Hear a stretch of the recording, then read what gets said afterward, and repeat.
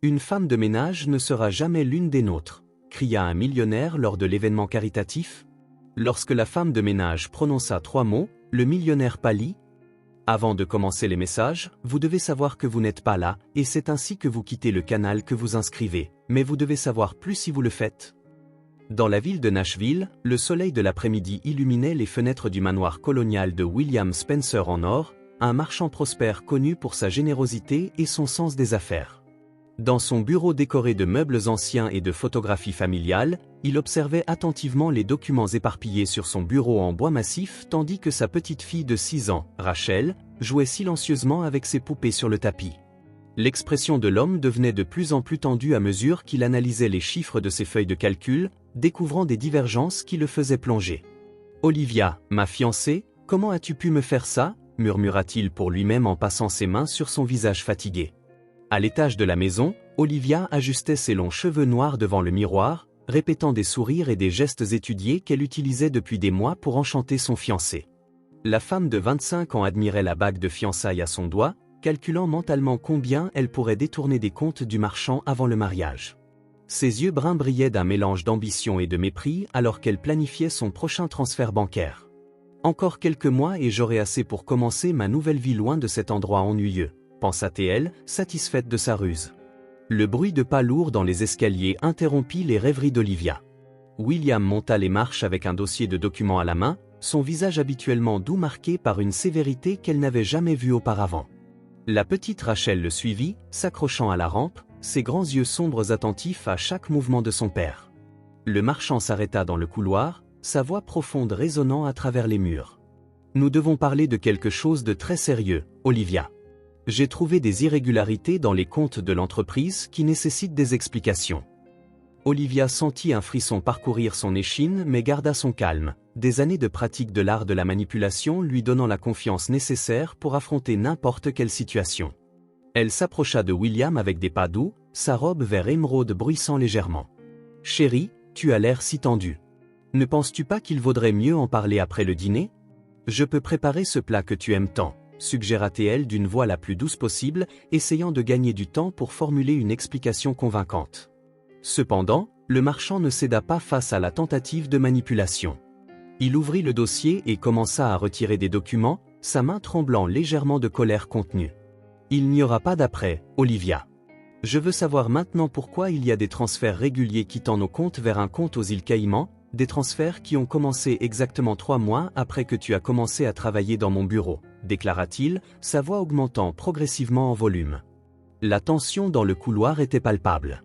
Rachel serra sa poupée plus fort, ses grands yeux alternant entre son père et sa future belle-mère. Olivia fit 2 pas en arrière, son sourire répété cédant la place à une expression défiante. « Donc, tu as finalement découvert, n'est-ce pas ? Ça a pris plus de temps que je ne l'avais prévu pour un homme d'affaires aussi intelligent. Tu as été incroyablement naïf de me faire confiance si facilement, dit-elle en laissant tomber son masque de docilité. William s'avança vers elle, les documents toujours dans ses mains tremblantes, sa voix brisée par l'indignation. « Comment as-tu pu faire ça ? Je t'ai fait confiance, j'ai ouvert les portes de ma maison pour toi, t'ai donné accès à tout, t'ai présenté à ma fille et tout ce temps, tu me volais. Pourquoi, Olivia ? Pourquoi faire quelque chose d'aussi cruel ?» La petite Rachel, effrayée par la dispute, se mit à pleurer silencieusement en serrant sa poupée contre sa poitrine. « Pourquoi ? Parce que tu es pathétique, William. Un homme riche qui dilapide son argent en œuvres de charité et causes sociales alors qu'il pourrait vivre comme un véritable millionnaire. Tu mérites d'être volé pour avoir été si naïf, répondit Olivia, sa voix dégoulinant de venin. Elle s'approcha des escaliers, se préparant à quitter la maison avec la certitude que son plan avait été découvert, mais déterminée à ne pas partir les mains vides. Le marchand, submergé par la colère et la déception, attrapa le bras d'Olivia pour l'empêcher de s'échapper. « Tu ne vas nulle part tant que tu ne restitues pas chaque centime que tu as volé. J'appelle la police tout de suite, menaça-t-il en sortant son téléphone de sa poche avec sa main libre. Olivia tenta de se libérer, son beau visage se tordant en une expression de fureur. La petite Rachel, paralysée par la peur, observait la scène du haut des escaliers, incapable de détourner le regard du conflit entre son père et la femme qui était censée devenir sa nouvelle mère. La dispute s'intensifia rapidement, Olivia essayant de se dégager et William déterminé à ne pas la laisser partir. Laisse-moi partir, espèce d'idiot. Tu ne peux pas m'empêcher de partir. Cria-t-elle en se débattant avec force. Au milieu de la confrontation, leurs voix élevées résonnaient dans la maison, se mêlant aux sanglots étouffés de Rachel. Le couloir autrefois paisible s'était transformé en champ de bataille où des vérités douloureuses et des mensonges dévoilés se heurtaient violemment. Au cœur de la dispute intense dans le couloir, Olivia laissa échapper un rire cruel qui résonna à travers les murs du manoir, ses yeux étincelant d'une lueur troublante alors qu'elle regardait William avec mépris. « Tu penses vraiment pouvoir m'arrêter ? Pendant tous ces mois, j'ai dû endurer tes discours moralisateurs sur l'aide aux pauvres, tes conversations ennuyeuses sur le bien. Quelle perte d'argent ! Tu sais combien tu as donné à cet orphelinat le mois dernier ? J'aurais pu acheter une maison avec cette somme, hurla-t-elle en essayant de libérer son bras de l'emprise ferme de William. Le marchand, toujours tenant le bras d'Olivia, sentit son cœur se serrer en réalisant la véritable nature de la femme qu'il prévoyait d'épouser. Donc c'est ça, toute notre relation était une illusion. Chaque sourire, chaque moment ensemble, chaque promesse d'amour, tout était mensonge, interrogea-t-il, sa voix étranglée par l'émotion. La petite Rachel, toujours en haut des escaliers, serra sa poupée contre elle, des larmes coulant silencieusement sur son visage enfantin. « Bien sûr, tout était un mensonge », s'exclama Olivia, son visage se tordant en une expression de mépris. « Tu penses vraiment que je tomberais amoureuse d'un homme comme toi ? Si prévisible, si correct, si ordinaire. Je méritais bien plus. Chaque baiser était un sacrifice, chaque dîner romantique une torture. Mais cela en valait la peine parce que chaque centime que j'ai détourné est bien caché, attendant que je commence ma vraie vie. » Elle révéla sa voix chargée de satisfaction en voyant l'angoisse gravée sur le visage de son ex-fiancé. William, dévasté par les révélations, desserra légèrement son emprise sur le bras d'Olivia. « Comment ai-je pu être si aveugle ? Comment ne t'ai-je pas réalisé que tu me manipulais depuis le début ?» murmura-t-il, plus pour lui-même que pour elle. Profitant du moment de vulnérabilité, Olivia tira violemment son bras, son sourire victorieux illuminant son visage alors qu'elle se dirigeait vers les escaliers. « Parce que toi, tu ne vois que ce que tu veux voir. William, les hommes comme toi sont tous pareils, si faciles à tromper avec un joli sourire et quelques mots doux, » se moqua-t-elle en ajustant sa robe avec des gestes étudiés. « Et tu sais quoi ? Ce n'était pas seulement ton argent que j'ai pris, tes contacts professionnels, tes mots de passe, tes documents. J'ai tout sauvegardé. Tu n'es pas le premier imbécile que j'ai trompé et tu ne seras certainement pas le dernier. » Elle avoua sa voix débordant de fierté pour sa propre ruse. La confession fit bouillonner le sang de William. Il s'avança vers Olivia, déterminé à l'empêcher de s'échapper. « Tu ne quittes pas cette maison. Tu rendras tout ce que tu as volé et ensuite tu feras face à la justice. » cria-t-il en s'approchant rapidement d'elle. Rachel, effrayée par la agitation, cria « Papa, fais attention !» Sa voix enfantine chargée de peur. Voyant William s'approcher, Olivia recula jusqu'à être dangereusement proche du haut des escaliers. « Ne t'approche pas de moi », avertit-elle, sa voix maintenant trahissant un léger tremblement de nervosité. « Tu ne peux rien prouver. Mon compte est dans un autre pays, les documents sont bien cachés, ta parole contre la mienne. Et devine quoi ? Je peux être très convaincante quand je le veux, menaça-t-elle, ses yeux cherchant frénétiquement une échappatoire. L'homme d'affaires continuait d'avancer, sa voix profonde résonnant dans le couloir. « C'est fini, Olivia. Tes mensonges, tes escroqueries, c'est terminé. J'appelle la police tout de suite et tu devras expliquer chaque centime que tu as volé, » ajouta-t-il, n'étant plus qu'à quelques pas d'elle, son téléphone déjà en main, prêt à passer l'appel qui mettrait fin au plan criminel de son ex-fiancé. C'est à ce moment-là qu'Olivia révéla ses véritables couleurs.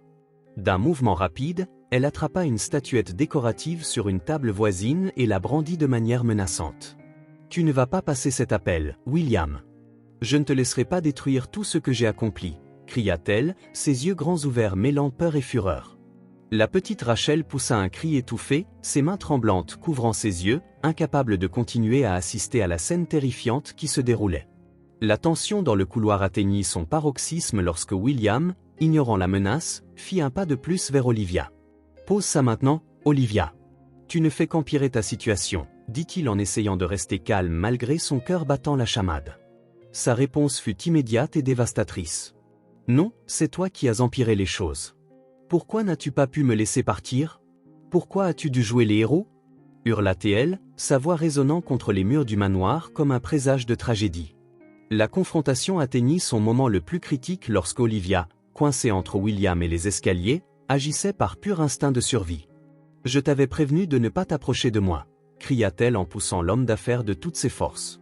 Le temps sembla s'arrêter alors que William, pris au dépourvu, trébuchait en arrière, ses yeux s'écarquillant de choc alors qu'il réalisait qu'il avait perdu l'équilibre et que son corps commençait à tomber dans les escaliers dans une séquence de mouvements qui semblait se dérouler au ralenti. La petite Rachel, témoin impuissante de la scène, poussa un cri désespéré. « Papa !» Le bruit du corps de William heurtant les marches résonna dans la maison, se mêlant aux sanglots terrifiés de l'enfant. Olivia resta figée en haut des escaliers, regardant avec horreur les conséquences de ses actes. L'homme d'affaires finit par se reposer sur le palier inférieur, immobile, un filet de sang s'échappant de sa tempe. « Non, non, non, ce n'était pas prévu dans mon plan », murmura Olivia en descendant précipitamment les marches, ses talons aigus claquant sur le bois alors qu'elle s'approchait du corps sans vie de William. De ses doigts tremblants, elle vérifia son pouls et sa respiration, confirmant sa pire peur. « Il est mort », murmura-t-elle, sa voix étranglée, non par le remords mais par la panique de la situation. Mort, mort, et cette sale gamine a tout vu, pensa-t-elle frénétiquement en levant les yeux vers le haut des escaliers où Rachel continuait de pleurer. Les jours suivants furent un tourbillon d'événements. Les funérailles de William rassemblèrent des centaines de personnes, toutes véritablement attristées par la perte du gentil marchand. Olivia joua parfaitement son rôle de fiancée en deuil, versant de fausses larmes et recevant les condoléances avec une mine dévastée. « Il était si bon, si généreux », répétait-elle à tous ceux qui s'approchaient, tandis que son esprit calculait les prochaines étapes de son plan macabre. Rachel, encore sous le choc, ne prononça pas un mot pendant toute la veillée et l'enterrement. Ses grands yeux effrayés suivaient chaque mouvement d'Olivia. La fille connaissait la vérité, mais qui croirait un enfant de 6 ans? Personne ne peut savoir ce qui s'est passé sur cet escalier. Olivia avertit Rachel d'une voix menaçante et chuchotante, quand elles étaient seules, « Si tu dis à quelqu'un, tu le regretteras amèrement, petite médiocre. » Une semaine après l'enterrement, Olivia mit la dernière partie de son plan en action. Après avoir retiré autant d'argent que possible des comptes de William, elle prépara une petite valise avec les vêtements de Rachel. « Nous partons en voyage », annonça-t-elle avec une fausse douceur, menant la fille effrayée à sa voiture. Au cœur de la nuit, elle conduisit pendant des heures jusqu'à atteindre un état lointain, s'arrêtant dans une ville inconnue au milieu de la nuit, dans une rue déserte. Olivia arrêta la voiture. « Descends », ordonna-t-elle froidement. Rachel, tremblante de peur, obéit. « Ta présence est un risque que je ne peux pas prendre. Voici de l'argent pour la nourriture, dit-elle en jetant quelques billets par terre. Si tu essaies de me retrouver ou de dire à quelqu'un ce qui s'est passé, je te jure que je te détruirai, menaça-t-elle avant de repartir en voiture, laissant la petite Rachel seule dans l'obscurité. L'enfant se tenait sur le trottoir, serrant sa seule poupée contre elle, tandis que les feux arrière de la voiture disparaissaient dans la nuit. Des larmes silencieuses coulaient sur son visage alors que la réalité de sa situation commençait à peser sur ses petites épaules. Seule dans une ville étrangère, sans personne vers qui se tourner, Rachel commença à errer sans but dans les rues désertes. Les premiers rayons de soleil trouvèrent Rachel fouillant dans une poubelle à la recherche de quelque chose à manger, sa poupée toujours fermement serrée contre sa poitrine. C'est alors qu'une femme âgée, vêtue d'un uniforme de nettoyage simple, la remarqua. Marjorie Clark, une femme au cœur généreux, s'arrêta en route pour le travail, observant tristement la petite silhouette solitaire. « Ma chérie, où est ta famille ?» demanda-t-elle doucement, s'approchant avec précaution. La fille leva ses yeux remplis de larmes, rencontrant un regard véritablement compatissant pour la première fois depuis des jours. Marjorie, poussée par une force plus grande qu'elle-même, tendit sa main ridée vers Rachel. « Viens avec moi, petite. Je vais prendre soin de toi, » promit-elle, ignorant que ce moment changerait à jamais non seulement la vie de l'enfant abandonné, mais aussi sa propre destinée. Le petit appartement de Marjorie dans le quartier le plus humble de Savannah devint le refuge dont Rachel avait désespérément besoin. La femme de ménage, qui avait toujours vécu seule, adapta sa petite chambre pour accueillir un lit improvisé pour la fille. Les nuits, lorsque des cauchemars sur la mort de son père tourmentaient Rachel, Marjorie l'embrassait tendrement, lui murmurant des mots de réconfort. « Calme-toi, ma fille. Tu es en sécurité ici. Personne ne te fera plus de mal. Je te protégerai de ma propre vie si nécessaire. » Les premiers mois furent particulièrement difficiles pour elles deux. Marjorie dut faire des doubles shifts pour subvenir à une autre bouche, acceptant des emplois de nettoyage supplémentaires le week-end et faisant la lessive pour d'autres. Ses mains calleuses du travail acharné tremblaient de fatigue à la fin de chaque journée, mais son cœur se réchauffait de voir Rachel l'attendre à la maison, toujours avec un câlin serré et un sourire timide. « Mademoiselle Marjorie, j'ai gardé une partie de mon déjeuner pour toi. Ce n'est pas grand-chose, mais je l'ai réchauffé avec tout mon amour, » disait la fille, ses grands yeux brillants d'un mélange de gratitude et d'inquiétude. Le quartier, initialement méfiant face à l'arrivée soudaine de l'enfant, se laissa bientôt séduire par la douceur de Rachel. La fille, portant même des cicatrices émotionnelles profondes, démontrait une bonté naturelle qui gagnait tout le monde. Les après-midi, pendant que Marjorie travaillait, elle aidait les dames âgées de l'immeuble avec de petites tâches, refusant toujours tout paiement. « Il n'y a pas besoin, madame. Vous m'aidez déjà tellement en prenant soin de moi quand mademoiselle Marjorie est au travail, » répondait Rachel. Les difficultés financières étaient une constante dans leur vie. Il y avait des jours où Marjorie devait choisir entre payer la facture d'électricité ou acheter assez de nourriture pour la semaine.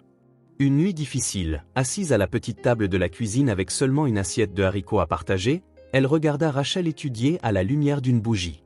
La fille, concentrée sur ses devoirs, ne se plaignait pas de l'obscurité ou de la faim. « Tu sais, mademoiselle Marjorie, dit-elle en levant les yeux de son carnet, un jour, je nous offrirai une meilleure vie. J'étudierai dur, travaillerai dur et m'assurerai que tu n'auras plus jamais à t'inquiéter des factures ou à faire autant de petits boulots de nettoyage. » Les années passèrent et Rachel grandit, montrant une détermination extraordinaire à l'école publique. Elle se distingua comme la meilleure élève de sa classe, surtout en mathématiques et en administration des affaires. Ses enseignants, impressionnés par son intelligence et son dévouement, commentaient souvent à Marjorie le potentiel de la fille. « Votre fille a un don spécial pour les affaires, mademoiselle Marjorie. Elle doit continuer ses études, aller à l'université.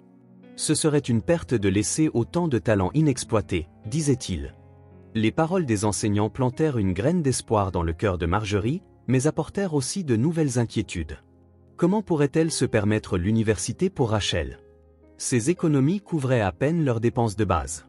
Une nuit, en lavant la vaisselle du dîner, elle partagea son angoisse avec la fille, maintenant âgée de 15 ans. « Ma fille, ton avenir est si brillant, mais j'ai peur de ne pas pouvoir te donner les opportunités que tu mérites. Parfois, je me sens comme une mère terrible de ne pas pouvoir faire plus, » dit-elle. La réponse de Rachel vint sous la forme d'un câlin serré et de larmes silencieuses. « Tu es la meilleure mère que je puisse avoir, mademoiselle Marjorie. Tu m'as sauvée, tu m'as donné un foyer, tu m'as appris ce qu'est le véritable amour. Ne t'inquiète pas pour l'université. Je vais obtenir une bourse, je travaillerai si besoin, mais je réaliserai notre rêve et quand je serai diplômée, je prendrai soin de toi comme tu as pris soin de moi. » La promesse de Rachel ne fut pas vaine. Pendant le lycée, elle étudiait pendant les heures creuses, aidait aux tâches ménagères le week-end et donnait même des cours particuliers de mathématiques pour économiser de l'argent. Son effort surhumain fut récompensé lorsqu'à son grave 18 ans, elle obtint une bourse complète pour étudier l'administration des affaires dans la meilleure université de la ville. Le jour où elle reçut la nouvelle, Rachel et Marjorie s'embrassèrent et pleurèrent ensemble, leurs larmes mêlant joie et soulagement. « Nous y sommes arrivés, maman. Ce n'est que le début de notre nouvelle vie, » dit Rachel avec un sourire victorieux. Mais derrière son sourire, Rachel gardait un secret douloureux. Chaque nuit, avant de dormir, elle regardait la seule photo qu'elle avait de son père, soigneusement conservée dans un tiroir. L'image fanée de William Spencer souriant à côté de son entreprise nourrissait non seulement ses souvenirs, mais aussi un profond désir de justice. Un jour, elle murmura à la photographie, « Papa, je trouverai où elle est et quand ce jour viendra, Olivia paiera pour tout ce qu'elle a fait à notre famille. » Les années universitaires transformèrent Rachel en une jeune femme déterminée et brillante. À 22 ans, elle faisait déjà un stage dans une grande entreprise de conseil, partageant son temps entre études, travail et soins pour Marjorie, qui commençait à montrer des signes de fatigue après des décennies de travail acharné. Un après-midi particulièrement difficile, en rentrant du stage, elle trouva sa mère adoptive assise dans le petit salon, respirant difficilement. « Ma fille, » dit Marjorie d'une voix faible, « je n'ai pas pu finir de nettoyer la maison de Madame Virginia aujourd'hui. Mon dos, je ne pense plus pouvoir travailler comme avant. » La vue de Marjorie, toujours si forte, maintenant affaiblie par le temps et le travail excessif, réveilla en Rachel une urgence encore plus grande de changer leur vie. La nuit, après que sa mère s'endormit, elle développa un plan d'affaires méticuleux. Elle étudia le marché, analysa les concurrents, planifia des stratégies. « Je vais ouvrir ma propre entreprise », décida-t-elle, ses mains tremblant de détermination alors qu'elle tapait feuille après feuille de calcul sur son ordinateur usé. Et elle sera dans le même domaine que celui où mon père travaillait. Je vais tout reconstruire ce que cette femme a détruit. Le chemin vers la réalisation de son rêve était cependant semé d'obstacles. Les banques refusaient les prêts à une jeune femme sans garantie et les investisseurs la regardaient avec méfiance. Vous êtes trop jeune, trop inexpérimenté, disaient-ils, cachant à peine leurs préjugés contre la simple fille du quartier pauvre. Revenez dans quelques années, quand vous aurez plus d'expérience sur le marché. Chaque refus était comme un coup de poignard dans son cœur, mais Rachel refusait d'abandonner. Une nuit particulièrement frustrante, après une autre réunion infructueuse avec des investisseurs, Rachel trouva Marjorie éveillée, l'attendant avec une tasse de thé. « Ma chère fille, » commença la vieille dame, ses yeux fatigués brillants de sagesse, « j'ai vu que tu économisais tous tes salaires de stage, ne dormais que 4 heures par nuit, sacrifiant ta jeunesse. J'ai quelques économies de l'époque où je pouvais encore faire des petits boulots de nettoyage supplémentaires.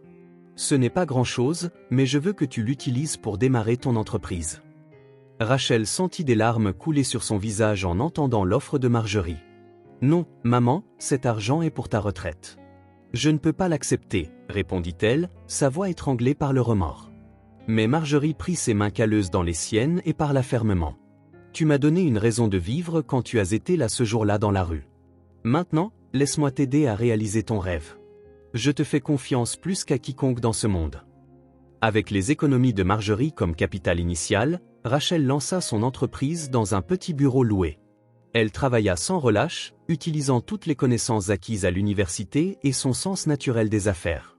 Les nuits sans sommeil se multipliaient, tout comme les inquiétudes concernant les factures à payer et les clients à conquérir. « Je ne peux pas échouer, » répétait-elle en révisant contrats et feuilles de calcul jusqu'à l'aube. « Je ne peux pas laisser ma mère tomber. » Les premiers mois furent un test constant de son endurance physique et émotionnelle.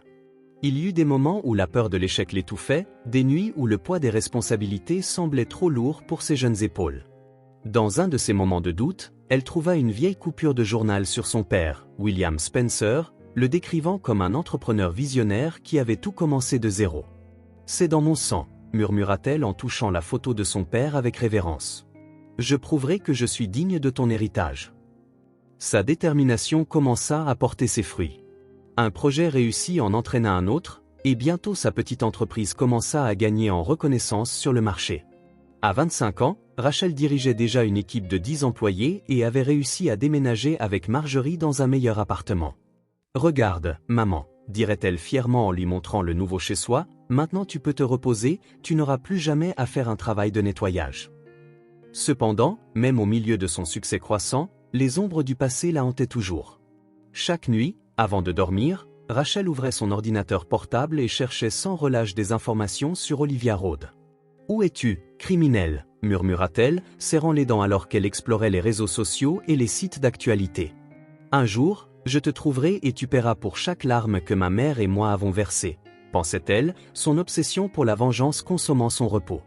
Lors de ses rares moments de sommeil, elle était tourmentée par des cauchemars où elle revivait la scène de la mort de son père, se réveillant trempée de sueur froide. « Je ne peux pas laisser cela me détruire, » pensa-t-elle en essuyant ses larmes. « Je dois être plus intelligente, je dois la trouver, mais je ne peux pas laisser cette quête compromettre tout ce que j'ai accompli. » Un dimanche matin, alors que Rachel révisait des contrats dans son bureau improvisé dans le salon, elle entendit un bruit survenant de la chambre de Marjorie. Elle courut immédiatement et trouva sa mère adoptive allongée près du lit, respirant difficilement. Le cœur battant, elle appela une ambulance tout en tenant la main tremblante de la vieille dame. « Tiens bon, maman. Ne me quitte pas, je te besoin tellement, » supplia-t-elle, ses larmes tombant sur leurs doigts entrelacés. À l'hôpital, les médecins effectuèrent une série de tests qui révélèrent une condition inquiétante. Le corps de Marjorie, usé par des années de travail acharné, présentait plusieurs problèmes de santé. Assise à côté du lit d'hôpital, Rachel regardait les appareils de surveillance, se blâmant de ne pas avoir remarqué les signes d'épuisement de sa mère plus tôt. « Si j'avais fait plus attention, si je n'avais pas été si occupée avec l'entreprise et mes recherches pour la vengeance, peut-être que j'aurais pu prévenir cela, » pensa-t-elle, ressentant le poids de ses choix. Pendant les longues nuits à l'hôpital, Marjorie, affaiblie mais encore lucide, continuait de s'inquiéter pour le bien-être de sa fille. « Ma chère, » dit-elle dans un moment de lucidité, sa voix n'étant qu'un murmure, « je sais que tu portes encore beaucoup d'amertume dans ton cœur. Je vois comment tu souffres des souvenirs du passé. Promets-moi que tu vivras ta vie sans laisser la haine te consumer. Promets-moi que tu chercheras ton bonheur. Rachel serra la main de sa mère, incapable de faire une telle promesse, sachant que son désir de vengeance était plus vivant que jamais. Les jours se transformèrent en semaines et l'état de Marjorie s'aggrava progressivement. Rachel se divisait entre l'hôpital, l'entreprise et ses recherches incessantes d'informations sur Olivia. Une nuit, épuisée après une autre journée de travail et d'inquiétude, elle s'endormit dans la chaise à côté du lit d'hôpital. Elle fut réveillée par la voix faible de Marjorie. « Ma fille, écoute attentivement. J'ai toujours demandé de pardonner et d'oublier le passé, mais maintenant je comprends que certaines dettes doivent être payées. » Surprise par les paroles de sa mère, Rachel se pencha, les mains tremblantes d'émotion. Marjorie continua, chaque mot semblant lui coûter un effort immense. « Tu es forte, ma fille, plus forte que je ne l'ai jamais été. Si quelqu'un peut rendre justice, c'est toi. Mais promets-moi que tu le feras de la bonne manière, sans te perdre en chemin. Promets-moi que tu honoreras la mémoire de tes deux pères, celui qui t'a donné la vie et celui qui t'a appris à être ce que tu es. » Avant que Rachel ne puisse répondre, la machine commença à biper frénétiquement. Elle appela désespérément à l'aide, mais son cri fut étouffé par le son aigu des moniteurs. L'équipe médicale se précipita dans la chambre et Rachel fut doucement conduite à l'extérieur. Ces derniers mots à sa mère, mourant sur ses lèvres, furent « Je promets, maman, je promets ». Quelques jours après les funérailles, seule dans son appartement après le décès de Marjorie, Rachel alluma la télévision, cherchant à se distraire de son chagrin. C'est alors que son monde s'arrêta. À l'écran, dans une émission sur la haute société, elle vit Olivia Rode, maintenant présentée comme l'épouse élégante d'un homme d'affaires important. Son visage pratiquement identique à celui d'il y a des années souriait à la caméra alors qu'elle parlait de son travail pour des causes caritatives. Rachel sentit son sang bouillir en voyant cette femme, la meurtrière de son père, la cause de tant de souffrances, maintenant se faisant passer pour une bienfaitrice de la société. Avec ses mains tremblantes de haine, elle augmenta le volume de la télévision pour entendre l'interview. Les paroles d'Olivia semblaient fausses et vides, tout comme il y a des années, j'ai toujours cru en l'importance d'aider les moins fortunés. Mon mari et moi dédions nos vies aux causes sociales. Avec un cri de rage, Rachel lança la télécommande contre le mur. Les derniers mots de Marjorie résonnaient dans son esprit, se mêlant à ses propres promesses de vengeance. À ce moment-là, elle prit sa décision. Elle attrapa son téléphone et composa un numéro familier. « Jared, j'ai besoin de ton aide. J'ai trouvé Olivia, la femme qui a détruit ma famille, et maintenant je vais enfin rendre justice. » L'appartement que Rachel partageait avec Marjorie ne semblait jamais aussi vide et silencieux. Assise dans le fauteuil préféré de sa mère adoptive, elle tenait la tasse de thé froide tout en observant les photos éparpillées sur la table basse. D'un côté, l'image fanée de son père William Spencer souriant devant son entreprise, de l'autre, des photos de Marjorie et de moments heureux à ses côtés. Entre les deux histoires de sa vie se trouvait une impression du rapport sur Olivia Rode, maintenant l'épouse d'un homme d'affaires riche. Les derniers jours avaient été un tourbillon d'émotions. Le chagrin de la perte de Marjorie se mêlait à la découverte du lieu de résidence d'Olivia, créant une tempête dans son cœur. Son ami Jared Clark, qu'elle avait rencontré à l'université, tenta de la calmer lors de leur longue conversation téléphonique. « Rachel, je sais que tu souffres, mais tu dois penser clairement. Tu ne peux pas laisser la colère dominer tes décisions. En ce moment, ta mère ne le voudrait pas, » disait Jared. Les paroles de Jared, bien que sensées, ne pouvaient pas pénétrer le mur de douleur que Rachel avait construit autour d'elle. Lors de ces nuits sans sommeil, elle rejouait mentalement tous les moments difficiles que lui et Marjorie avaient affrontés, tandis qu'Olivia vivait luxueusement, probablement en planifiant son prochain coup. « Comment puis-je simplement laisser cela passer ?» marmonna-t-elle en se serrant la tasse fermement entre ses mains. « Comment puis-je lui permettre de continuer à détruire d'autres familles ?» Pendant la journée, Rachel maintenait sa routine à l'entreprise, mais son esprit était constamment divisé. Lors d'une réunion importante avec des investisseurs, elle se surprit à dessiner obsessionnellement le visage d'Olivia sur son bloc-notes, chaque trait chargé de haine contenue. Son assistante, préoccupée par son comportement distant, risqua de faire un commentaire. « Mademoiselle Spencer, vous n'avez pas l'air bien depuis. »« Depuis que mademoiselle Marjorie est décédée, » répondit Rachel, sa voix amère. « Peut-être ce serait bien de prendre quelques jours de repos. » La suggestion de son assistante déclencha une réaction inattendue chez Rachel. Des larmes silencieuses commencèrent à couler sur son visage alors qu'elle regardait l'horizon à travers la fenêtre de son bureau. « Repos ? Comment puis-je me reposer sachant que cette femme vit librement après tout ce qu'elle a fait? Mon père et Marjorie ont travaillé jusqu'à en mourir, tandis qu'Olivia profite d'une vie de luxe construite sur des mensonges et des crimes. À la maison, la nuit, Rachel naviguait obsessionnellement sur tous les sites web et réseaux sociaux mentionnant Olivia. Chaque nouvelle découverte était comme un couteau dans son cœur. Des photos lors d'événements caritatifs, des rapports sur son travail social, des interviews où elle parlait d'aider les nécessiteux. Quelle ironie cruelle, pensa-t-elle en regardant une image où Olivia souriait en portant des bijoux extrêmement coûteux lors d'un événement de collecte de fonds pour les enfants défavorisés. Tu as abandonné un enfant dans la rue, hypocrite, et maintenant tu fais semblant de te soucier des autres. Le conflit dans son cœur atteignit son apogée lorsqu'elle trouva, cachée dans un tiroir, une vieille note écrite par Marjorie. Ma chère fille, souviens-toi toujours que la haine est un poison qui tue d'abord celui qui la porte. Choisis l'amour, choisis le pardon. Ta mère qui t'aime éternellement. Les mots écrits de la main tremblante de sa mère adoptive firent tomber Rachel à genoux en sanglotant de manière convulsive. Cette même nuit, après des heures de pleurs et de réflexion, Rachel prit une décision. Elle appela de nouveau Jared, sa voix chargée de détermination. Tu as raison, je dois penser clairement. Je ne peux pas laisser la vengeance détruire tout ce que j'ai construit, tout ce que Marjorie m'a appris. Mais je ne peux pas non plus laisser Olivia continuer à blesser les autres.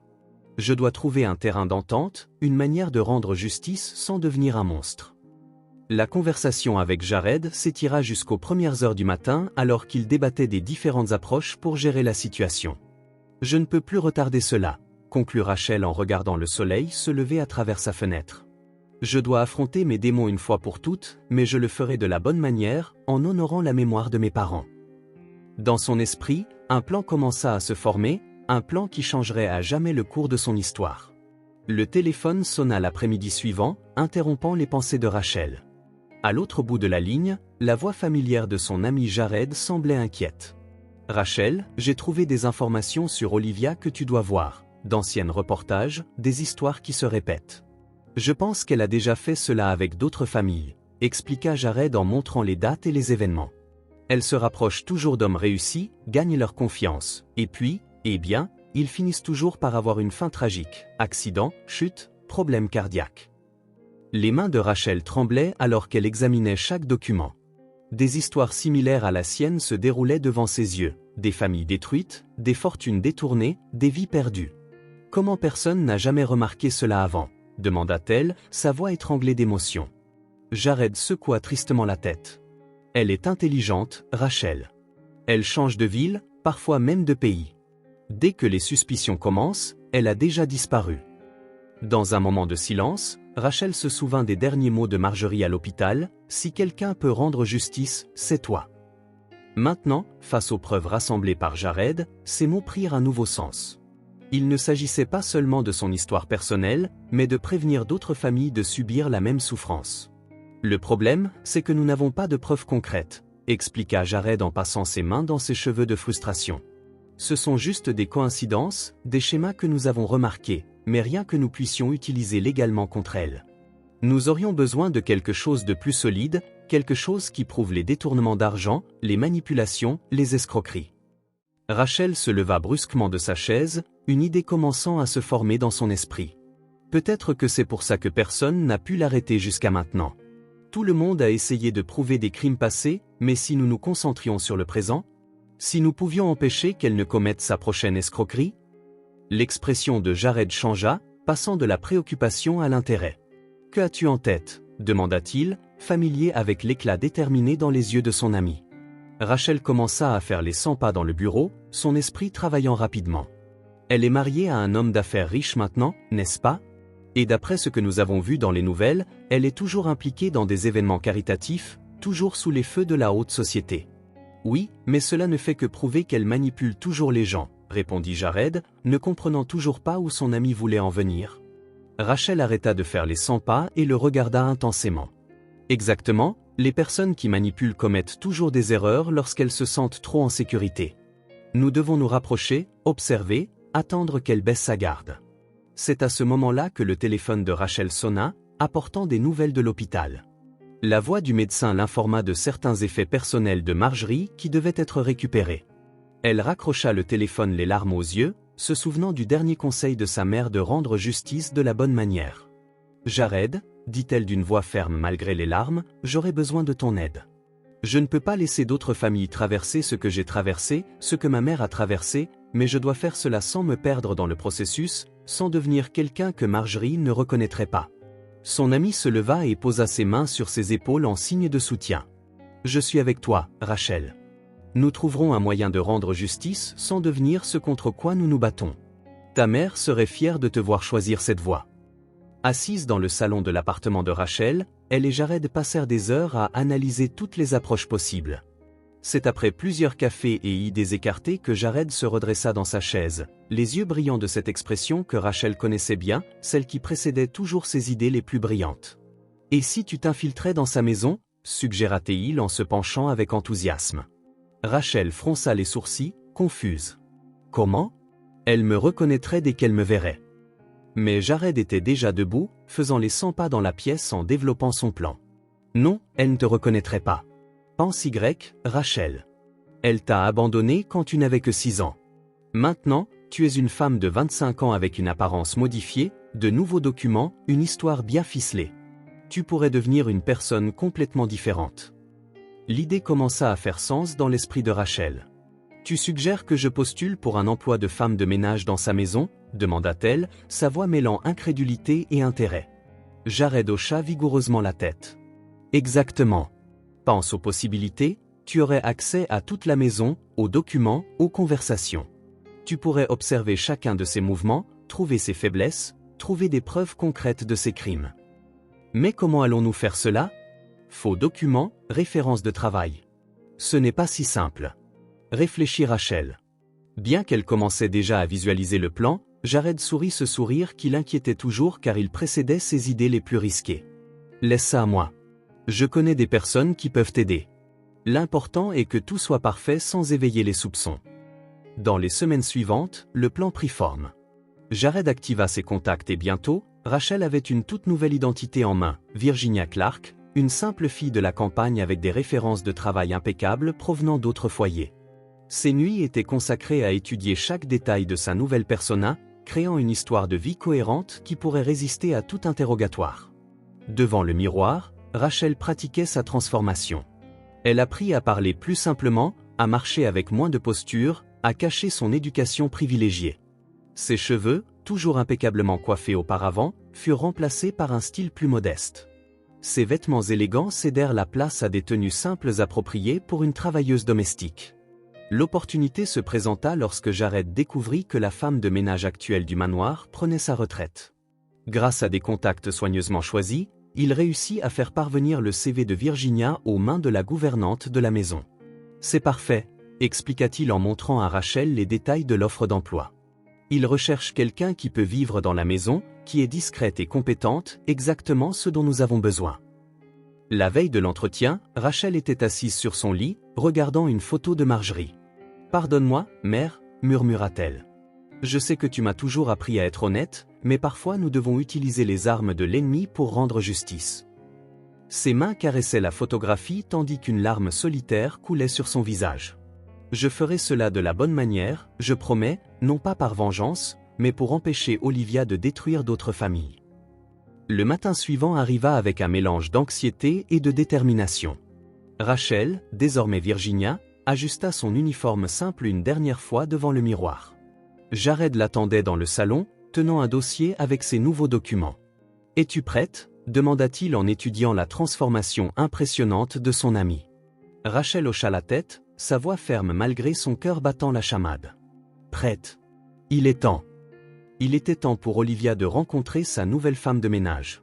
Dans la petite cuisine de l'appartement de Jared Clark, l'arôme du café fraîchement préparé emplissait l'air alors qu'il et Rachel discutaient des détails de leur plan. Sur la table, un dossier contenant les faux documents de Virginia Clark attendait, aux côtés de coupures de journaux et de photographies du manoir où Olivia vivait avec son mari actuel. Jared, remuant distraitement sa tasse de café, regarda pensivement son ami. « Nous devons penser à chaque détail, » dit-il en ajustant ses lunettes. « Une histoire convaincante ne repose pas seulement sur des documents et l'apparence. Tu dois connaître chaque aspect de la vie de Virginia Clark comme si c'était la tienne. » Rachel hocha la tête, absorbant chaque mot tout en prenant des notes dans son carnet. Ses mains, autrefois délicates et bien soignées, commençaient déjà à montrer des signes du travail acharné qu'elle effectuait pour se préparer au rôle. Jared se leva et commença à faire les 100 pas dans la cuisine, son esprit fonctionnant à 1000 à l'heure. Pense à fond, Rachel. Virginia doit avoir une histoire qui explique non seulement ses compétences en tant que femme de ménage, mais aussi toute erreur que tu pourrais commettre. Elle doit avoir travaillé dans de grandes maisons auparavant, mais pas tellement grandes qu'il puisse facilement vérifier les références. Elle doit venir d'une petite ville assez éloignée pour que toute enquête soit différente. En entendant les paroles de son ami, Rachel ressentit un mélange de gratitude et d'admiration. Jared avait toujours été son système de soutien depuis leurs années universitaires, mais maintenant il se surpassait. « Comment fais-tu pour penser à autant de détails ?» demanda-t-elle en le regardant dessiner une carte mentale complexe sur un tableau blanc qu'il gardait dans la cuisine. Il sourit, ce sourire qui précédait toujours ses idées les plus brillantes. Des années à regarder des émissions policières et à lire des romans policiers servaient enfin un but utile. Le plan commença à prendre une forme plus concrète lorsque Jared présenta ses recherches sur la routine du manoir. J'ai observé les mouvements pendant une semaine entière. Le personnel arrive tôt, vers 6 heures du matin. La gouvernante, une dame nommée Francisca Martinez, est celle qui coordonne tout. Elle sera ta première barrière, mais aussi ta meilleure alliée si nous pouvons la convaincre. Rachel absorba chaque information comme si sa vie en dépendait, et en quelque sorte, c'était le cas. Et le reste du personnel, demanda-t-elle, inquiète des multiples variables qu'elle devrait contrôler. Jared consulta ses notes. 3 en tout, en plus de la gouvernante, un jardinier qui vient 3 fois par semaine, une cuisinière à temps plein et une femme de ménage qui est sur le point de prendre sa retraite. C'est le poste que tu vas occuper. La complexité du plan me fait parfois peur, admit-il. Dans les moments de doute, Rachel se demandait si elle n'allait pas trop loin. Comme s'il lisait dans ses pensées, Jared s'assit de nouveau en face d'elle. Je sais ce que tu penses, mais souviens-toi pourquoi nous faisons cela. Ce n'est pas seulement par vengeance, c'est pour empêcher d'autres familles de traverser ce que tu as traversé. Les mots de son ami lui apportèrent des larmes aux yeux, qu'elle essuya rapidement. Tu as raison, répondit-elle d'une voix ferme malgré l'émotion. Mais si elle me reconnaît? Et si tout le plan échoue? Jared prit ses mains dans les siennes, son regard transmettant de la confiance. C'est pourquoi nous pensons à chaque détail. Virginia Clark sera si réelle que même toi, tu commenceras à y croire. Pendant des heures, ils affinèrent chaque aspect de la nouvelle identité de Rachel. Jared insista pour pratiquer différents scénarios, poser des questions que la gouvernante pourrait poser et créer des situations inattendues auxquelles elle devrait faire face. Tu ne peux pas hésiter, expliqua-t-il. Virginia Clark doit être aussi naturelle que respirée. Chaque hésitation, chaque regard douteux peut éveiller les soupçons. À la fin de cette longue nuit de planification, Rachel regarda son reflet dans la fenêtre de la cuisine. La femme qui la regardait n'était plus la femme d'affaires prospère qu'elle était, mais une ombre entre deux identités, prête à plonger dans un rôle qui pourrait tout changer. « Demain, nous commençons ta transformation », dit Jared en rangeant les documents dans le dossier. Dans 2 semaines, lorsque le poste sera officiellement vacant, Virginia Clark sera prête pour son entretien. Les jours suivants furent intenses. Dans un petit salon en périphérie de la ville, Rachel se regardait dans le miroir pendant que ses cheveux, autrefois parfaitement coiffés, recevaient un traitement spécial pour paraître plus simple et terne. Jared supervisait chaque détail de la transformation, du choix de la nouvelle couleur plus sombre sans mèche à la coupe plus basique et fonctionnelle. « Tu dois avoir l'air d'avoir coupé tes propres cheveux pour économiser de l'argent », expliqua-t-il en instruisant la coiffeuse. Ses mains, qui arboraient autrefois une manucure impeccable, montraient maintenant des callosités cultivées délibérément après des semaines à faire la vaisselle et à frotter les sols. Rachel passa des heures à se rappeler et à pratiquer les tâches ménagères dans l'appartement de Jared, apprenant non seulement à les exécuter correctement, mais aussi à les accomplir avec la naturalité de quelqu'un qui fait ce travail depuis des années. « Tes mains doivent raconter une histoire, » dit Jared. L'histoire de quelqu'un qui a travaillé dur depuis son jeune âge. Le soir, ils se consacrèrent tous deux à construire l'histoire de Virginia Clark. « Tu es née dans une petite ville de campagne, » narra Jared, et tu as commencé à travailler comme femme de ménage à 15 ans pour aider ta mère malade. Tu as travaillé dans plusieurs foyers, toujours avec de bonnes références, mais tu as dû déménager à la capitale à la recherche de meilleures opportunités lors d'un moment particulièrement difficile. En pratiquant un possible entretien avec la gouvernante, Rachel éclata en sanglots. Et si je n'y arrive pas, Jared? Et si tous ses efforts sont vains? Son ami la serra fort, lui offrant le soutien dont elle avait désespérément besoin. Tu es la personne la plus déterminée que je connaisse, Rachel. Si quelqu'un peut le faire, c'est toi. Pense à Marjorie, pense à ton père. Tu fais cela pour eux. La question des faux documents était particulièrement délicate. Jared activa ses contacts qu'il préférait ne pas révéler, s'assurant que chaque papier était parfait et inattaquable. Pièces d'identité de travail, documents d'identité, références de précédents emplois, tout devait être impeccable. Olivia ne vérifiera peut-être pas, mais la gouvernante, elle, le fera certainement. Pour compléter la transformation, Rachel devait apprendre à modifier sa façon de parler et sa posture. Son vocabulaire raffiné céda la place à des expressions plus simples, sa démarche élégante fut remplacée par une posture plus humble. Rappelle-toi, instruisit Jared pendant les répétitions, Virginia n'a pas eu accès à une éducation formelle au-delà des bases. Elle est intelligente, mais d'une manière différente, plus pratique et moins académique. Les nuits se transformèrent en une séquence sans fin de pratique et de préparation dans une pièce improvisée de l'appartement de Jared. Rachel apprit à plier les vêtements avec une précision professionnelle, à repasser les chemises sans laisser une seule marque, à organiser les placards avec l'efficacité attendue d'une femme de ménage expérimentée. Chaque détail compte, répétait Jared. Chaque petit geste doit être authentique. Entre les séances de pratique, Rachel se surprenait parfois à regarder son reflet, reconnaissant à peine la femme qui la regardait. Ce n'était pas seulement un changement physique, c'était comme si Virginia Clark prenait vraiment vie, occupant des espaces dans son esprit et son cœur qui appartenaient autrefois exclusivement à Rachel. Parfois, j'ai peur de me perdre dans ce personnage, avoua-t-elle une nuit.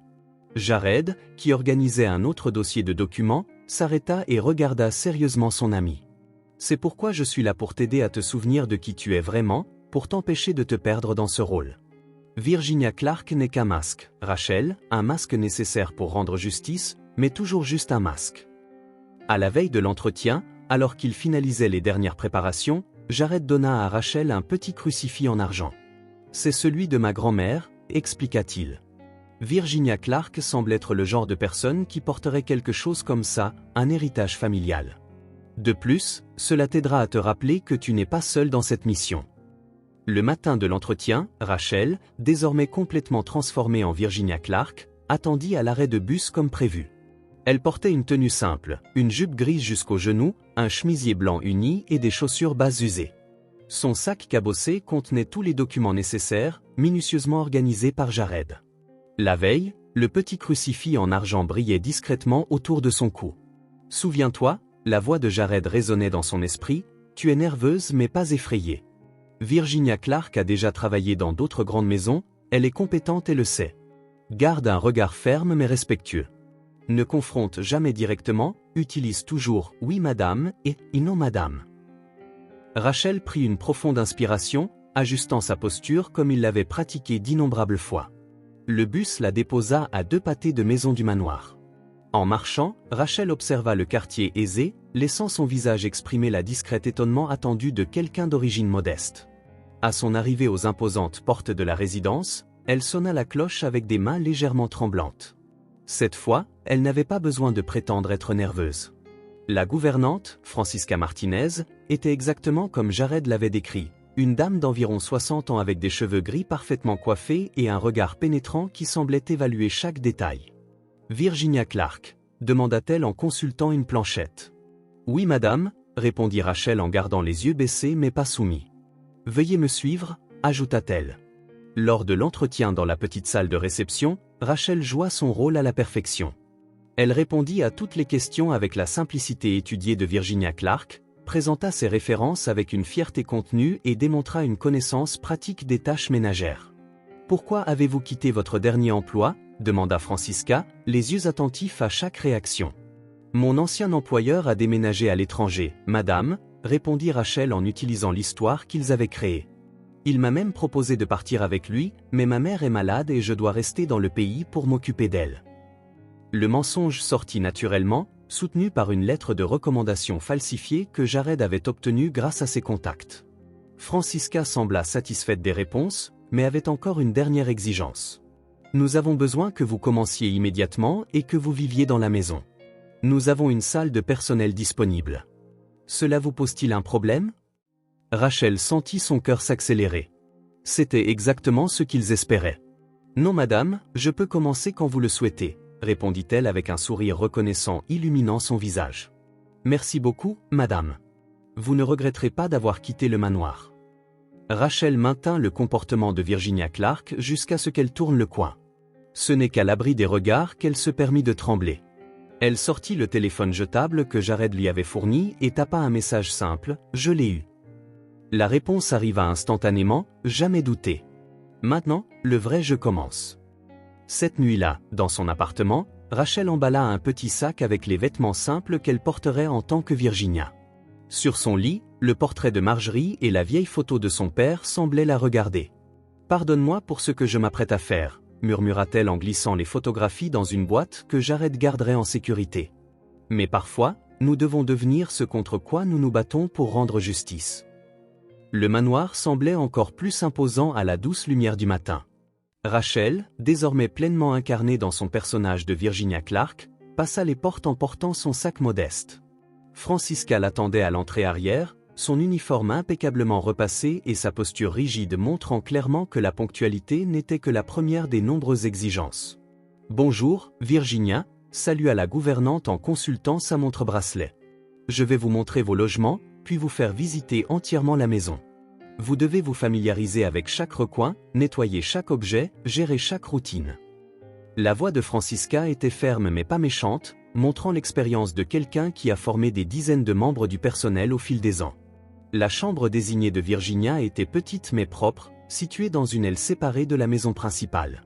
Un lit simple, une armoire modeste et une petite commode composaient le mobilier. « Installez vos affaires rapidement », instruisit Francisca. « Nous avons beaucoup à faire aujourd'hui et Madame l'hôtesse aime que tout soit impeccable lorsqu'elle descend pour le petit déjeuner. » Lors de la visite du manoir, Rachel garda son expression soigneusement contrôlée, ne laissant transparaître que l'étonnement approprié pour une femme de ménage expérimentée, sans exagérer ses réactions. Cependant, ses yeux enregistraient méthodiquement chaque détail. Les caméras de sécurité stratégiquement positionnées, les serrures électroniques sur certaines portes, l'emplacement du bureau de M. l'hôtesse. La maison comportait 3 étages et 20 pièces. « Comme nous marcherons, » expliqua Francisca, « vous serez principalement responsable du nettoyage des chambres et des espaces de vie. Elena, notre autre femme de ménage, s'occupe de la lessive et assiste en cuisine. » Rachel acquiesça à chaque instruction, posant des questions pertinentes sur les produits de nettoyage et les routines spécifiques, exactement comme le ferait une professionnelle dévouée.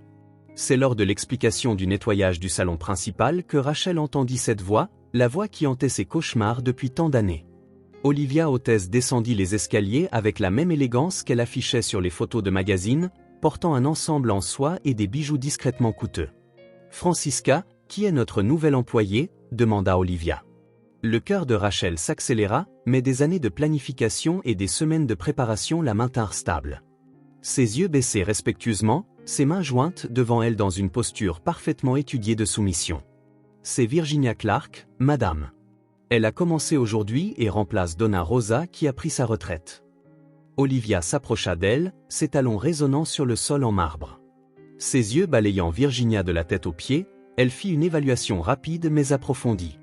Un instant, quelque chose sembla passer sur son visage, une ombre de reconnaissance peut-être, mais cela se dissipa rapidement. « Tu me sembles familière, Virginia. Ne nous sommes-nous pas rencontrés quelque part avant ?» C'était le moment que Rachel et Jared avaient répété des dizaines de fois. « Non madame », répondit-elle d'une voix douce et respectueuse, avec un léger accent rural soigneusement pratiqué. « C'est mon premier emploi dans cette région.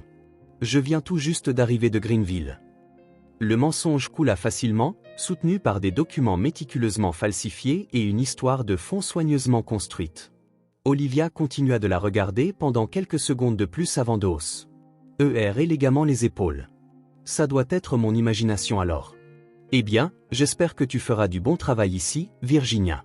Francisca est exigeante mais juste, suis ses conseils et nous aurons une bonne relation de travail. » Avec ces mots, Olivia se dirigea vers la salle à manger, ne laissant que l'écho de ses pas et un léger parfum coûteux derrière elle. Quand Olivia partit, Rachel permit à sa respiration, qu'elle ne s'était même pas rendue compte d'avoir tenu, de revenir à la normale. Dans son esprit, la voix de Jared résonnait, « La première rencontre sera la plus critique. » Si tu la surmontes, le reste viendra naturellement. Et elle a réussi. Francisca reprit la visite comme si l'interruption n'avait pas eu lieu, mais Rachel remarqua que les yeux de la gouvernante la surveillaient de plus près maintenant. Madame l'hôtesse est très observatrice, commenta-t-elle distraitement. Nous devons toujours maintenir les plus hauts standards de service. Rachel acquiesça, rangeant l'information. Sa mission ne faisait que commencer. À mesure que la matinée avançait, Rachel commença ses tâches sous la supervision attentive de Francisca. Le travail était exactement comme il l'avait pratiqué, nettoyer, organiser, garder chaque centimètre du manoir impeccable. Ses mains, délibérément calleuses après des semaines de préparation, bougeaient avec l'efficacité de quelqu'un qui avait vraiment fait ce travail pendant des années. Monsieur Henry, l'hôtesse, travaillait généralement dans son bureau le matin. Francisca expliqua en montrant la porte imposante en bois massif au 2e étage, « Tu ne dois nettoyer là-bas que lorsqu'il te le demande expressément et jamais, en aucune circonstance, toucher un document ou un objet sur le bureau. » Rachel absorba l'information avec un intérêt particulier. « Ce sera l'une des pièces les plus importantes pour ton enquête, » pensait-elle. Pendant le déjeuner de maître, servi à midi pile, Rachel observa discrètement la dynamique du couple. Henry Hôtesse était un homme d'âge moyen au visage aimable et aux manières douces, exactement le type de personne qu'Olivia avait choisi comme cible. « Comment se passe le travail aujourd'hui, chérie ?» demanda-t-il à sa femme en servant l'eau avec des gestes silencieux et précis. « Fatigant, mon amour », répondit Olivia d'une voix mélodieuse chargée de fausse exhaustion. « J'organise un autre événement caritatif, tu sais combien il est important pour moi d'aider ces personnes dans le besoin. » Rachel dut contenir l'envie de serrer fermement la bouteille d'eau en entendant l'hypocrisie dans chaque mot. À la place, elle garda une expression neutre, comme le ferait un bon serviteur. Dans la cuisine, pendant son propre déjeuner, Rachel commença à connaître le reste du personnel.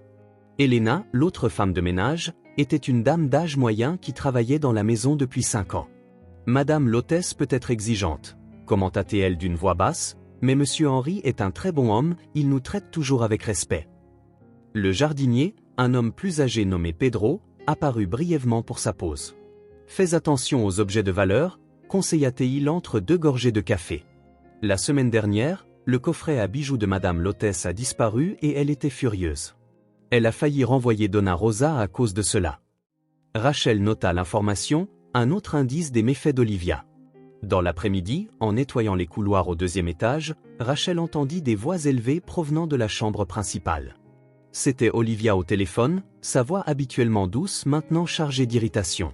« Je m'en fiche de comment tu fais, j'ai besoin que tu résolves ce problème bancaire aujourd'hui et souviens-toi, pas d'erreur cette fois. » La conversation se termina brusquement lorsque Olivia remarqua sa présence dans le couloir. « Ah, c'est toi, Virginia, » dit-elle en recomposant instantanément son faux sourire. « Tu peux entrer et nettoyer la chambre maintenant. » Rachel obéit, gardant les yeux baissés pendant qu'elle accomplissait ses tâches. Olivia resta dans la chambre, apparemment en train de vérifier ses bijoux, mais Rachel sentit ses yeux la suivre avec un mélange de méfiance et de curiosité. « Tu sais, Virginia, plus je te regarde, plus j'ai l'impression que nous nous sommes déjà rencontrés, » commença Olivia soudainement. Rachel sentit son cœur s'accélérer, mais sa voix resta calme. « Tu dois connaître beaucoup de personnes de tes événements caritatifs, madame. Peut-être m'as-tu vu lors de l'un d'eux servant les tables. » La réponse sembla satisfaire Olivia qui détourna rapidement son attention vers son téléphone avant de hausser élégamment les épaules. « Ça doit être mon imagination alors. Eh bien, j'espère que tu feras du bon travail ici, Virginia. » À la fin de ce premier jour, Rachel était physiquement et émotionnellement épuisée. Dans sa petite chambre, allongée sur le lit étroit, elle envoya un message codé à Jared via le téléphone jetable. Premier jour terminé. Le sol est fertile mais a besoin de soins constants. C'était le code qu'ils avaient établi pour indiquer que tout allait bien, mais qu'elle devrait être extrêmement prudente. La première semaine de travail au manoir passa comme un test d'endurance constant. Rachel accomplissait chaque tâche avec une perfection étudiée, toujours attentive aux mouvements d'Olivia et aux routines ménagères. Peu à peu, son efficacité et sa discrétion commencèrent à attirer l'attention, non seulement de Francisca mais aussi des maîtres mêmes.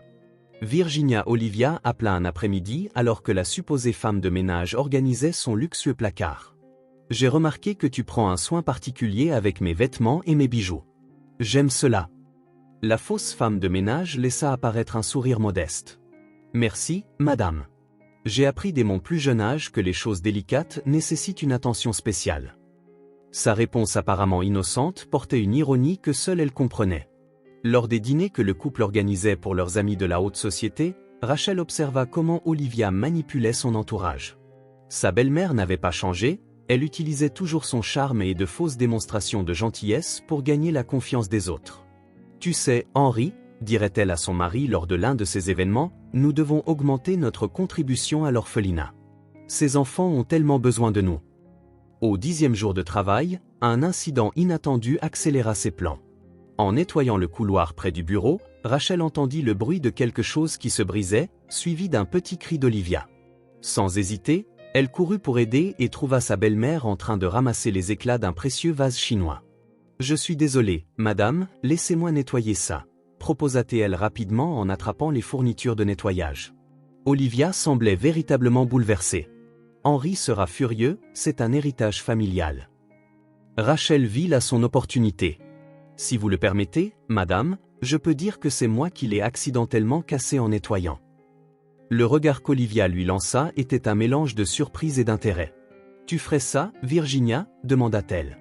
Rachel hocha la tête, gardant son expression sereine. « Vous avez été si bonne avec moi, c'est le moins que je puisse faire pour vous remercier. » Ce moment marqua un changement significatif dans leur relation. Olivia commença à la voir non plus comme une simple femme de ménage, mais comme quelqu'un en qui elle pouvait avoir confiance. Les jours suivants, Olivia commença à demander de plus en plus les services de Virginia, surtout lorsque la discrétion était nécessaire. « Virginia, j'ai besoin que tu organises mes documents personnels », demanda-t-elle un après-midi. « Tu sembles être quelqu'un qui sait garder des secrets. » Rachel accepta silencieusement, le cœur battant à l'idée d'accéder enfin aux informations dont elle avait besoin. La nuit, dans sa chambre, Rachel envoya un message codé à Jared, « Le sol est prêt pour la plantation. » C'était leur code pour indiquer qu'elle était proche d'obtenir les preuves nécessaires.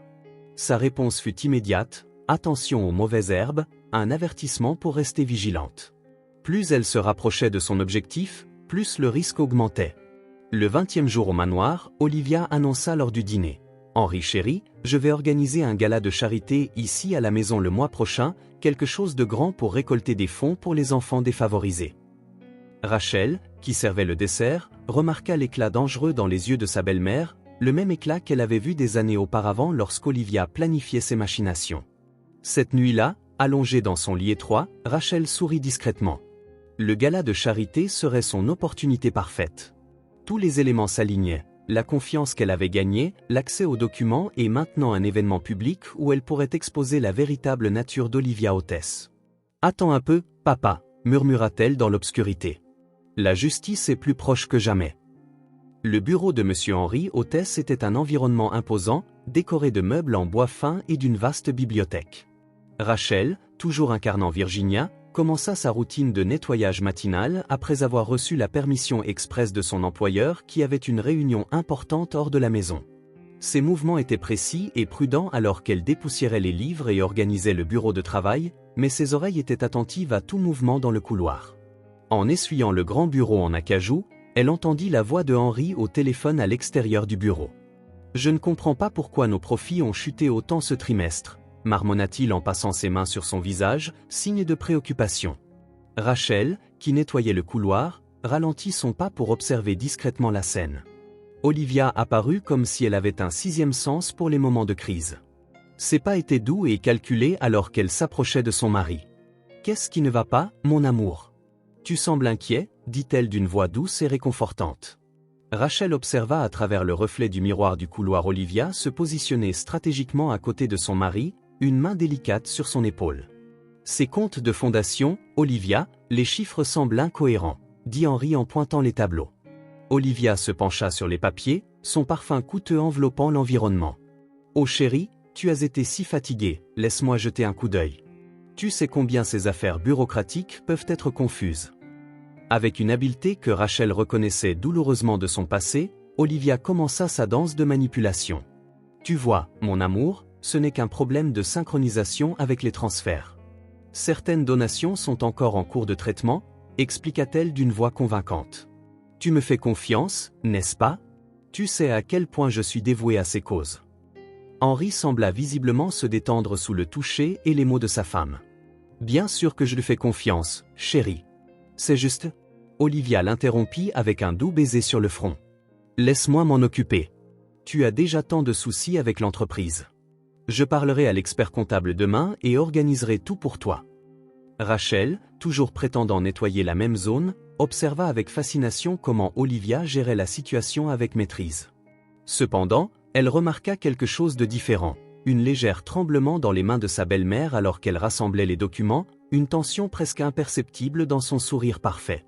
La voix d'Olivia tira Rachel de ses observations. « S'il te plaît, apporte du thé à Monsieur Henri, et après ça, tu pourras prendre ton après-midi de congé.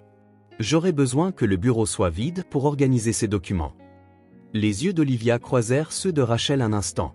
Il y avait une lueur d'alerte, presque menaçante, dans ses yeux alors qu'elle préparait le thé dans la cuisine. Rachel réfléchit à la scène qu'elle venait de vivre. Olivia était toujours la même manipulatrice habile qu'avant, mais quelque chose était différent. La pression commençait à l'affecter. Les signes étaient là, le léger tremblement dans ses mains, la hâte de vider le bureau de tout le monde, la tension à peine dissimulée dans sa voix toujours contrôlée. Cette nuit-là, dans sa chambre, Rachel envoya à Jared un message crypté, « Le masque commence à se fissurer, le moment approche. » Le gala de charité aura lieu dans quelques jours et maintenant, elle était certaine que ce serait sa chance de dévoiler le vrai visage d'Olivia RHS lorsqu'elle serait le plus vulnérable, la plus susceptible de commettre des erreurs. Les jours qui suivirent l'incident au bureau apportèrent un changement subtil mais perceptible dans le comportement d'Olivia. Ses yeux suivaient chaque mouvement que Virginia faisait dans la maison comme un prédateur étudiant sa proie. Pendant le petit déjeuner, alors que Rachel servait le café, elle remarqua sa belle-mère la regardant à travers le reflet de la fenêtre, son visage un masque mal déguisé de méfiance. Virginia, Olivia avait appelé ce matin-là, sa voix mélodieuse portant une note voilée de menace. « J'ai remarqué que tu portes un intérêt particulier au bureau de mon mari, toujours si dévoué au nettoyage de cette pièce. » Rachel maintenait sa posture soumise, mais son cœur battait la chamade. « Je fais juste mon travail, madame. Monsieur Henri est très exigeant quant à l'organisation de ces documents. » La tension entre les deux femmes était comme de l'électricité dans l'air, invisible mais puissante. Olivia s'approcha, son parfum coûteux emplissant l'environnement. « Tu sais, cher, j'ai appris au fil des années que les gens sont rarement ce qu'ils semblent. Parfois, derrière un visage innocent se cache quelqu'un de complètement différent. » Ses doigts tapotaient doucement sur la table, ses ongles parfaitement manucurés produisant un son rythmé et menaçant. Francisca, la gouvernante, interrompit le moment en entrant dans la pièce avec une liste de préparatifs pour le gala de charité. Rachel profita de l'occasion pour se retirer, mais pas avant de remarquer le regard calculateur qu'Olivia lui lançait. Dans sa petite chambre, elle envoya un message rapide à Jared, « Le serpent est méfiant, nous devons accélérer le plan. » Pendant le déjeuner, alors qu'elle servait le repas, Rachel observa comment Olivia tenait Henri complètement enchevêtré dans ses toiles de manipulation. « Chérie, j'ai pensé à ces préoccupations financières qui te tracassaient, dit-elle d'une voix aussi douce que du miel empoisonné. J'ai parlé avec le comptable et tout est expliqué. Il y a juste eu des retards dans les transferts vers les institutions. » Henri souriait, complètement captivé.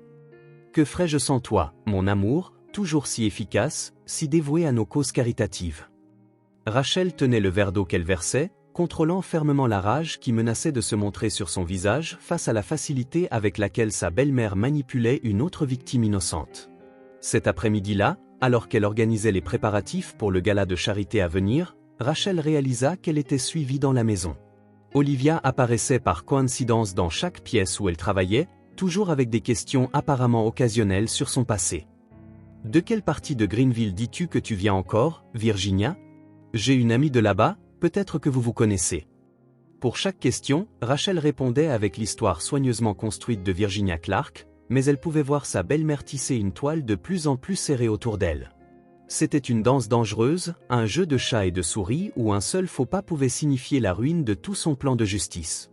Tard dans la nuit, après que tout le monde se soit retiré, Rachel resta dans sa chambre à revoir les photos des documents qu'elle avait obtenus du bureau.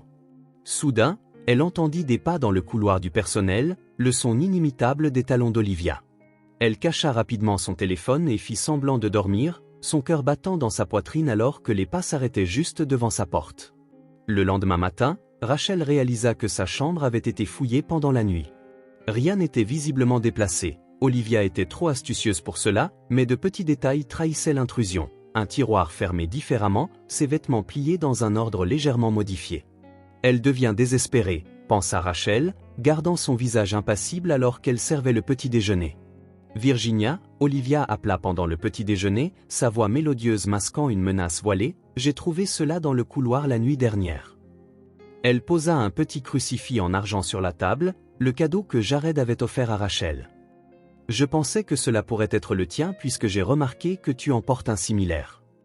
Le ton était décontracté, mais ses yeux étaient aussi tranchants que des rasoirs. Rachel sentit un frisson descendre le long de sa colonne vertébrale, mais des années de planification la maintenaient stable.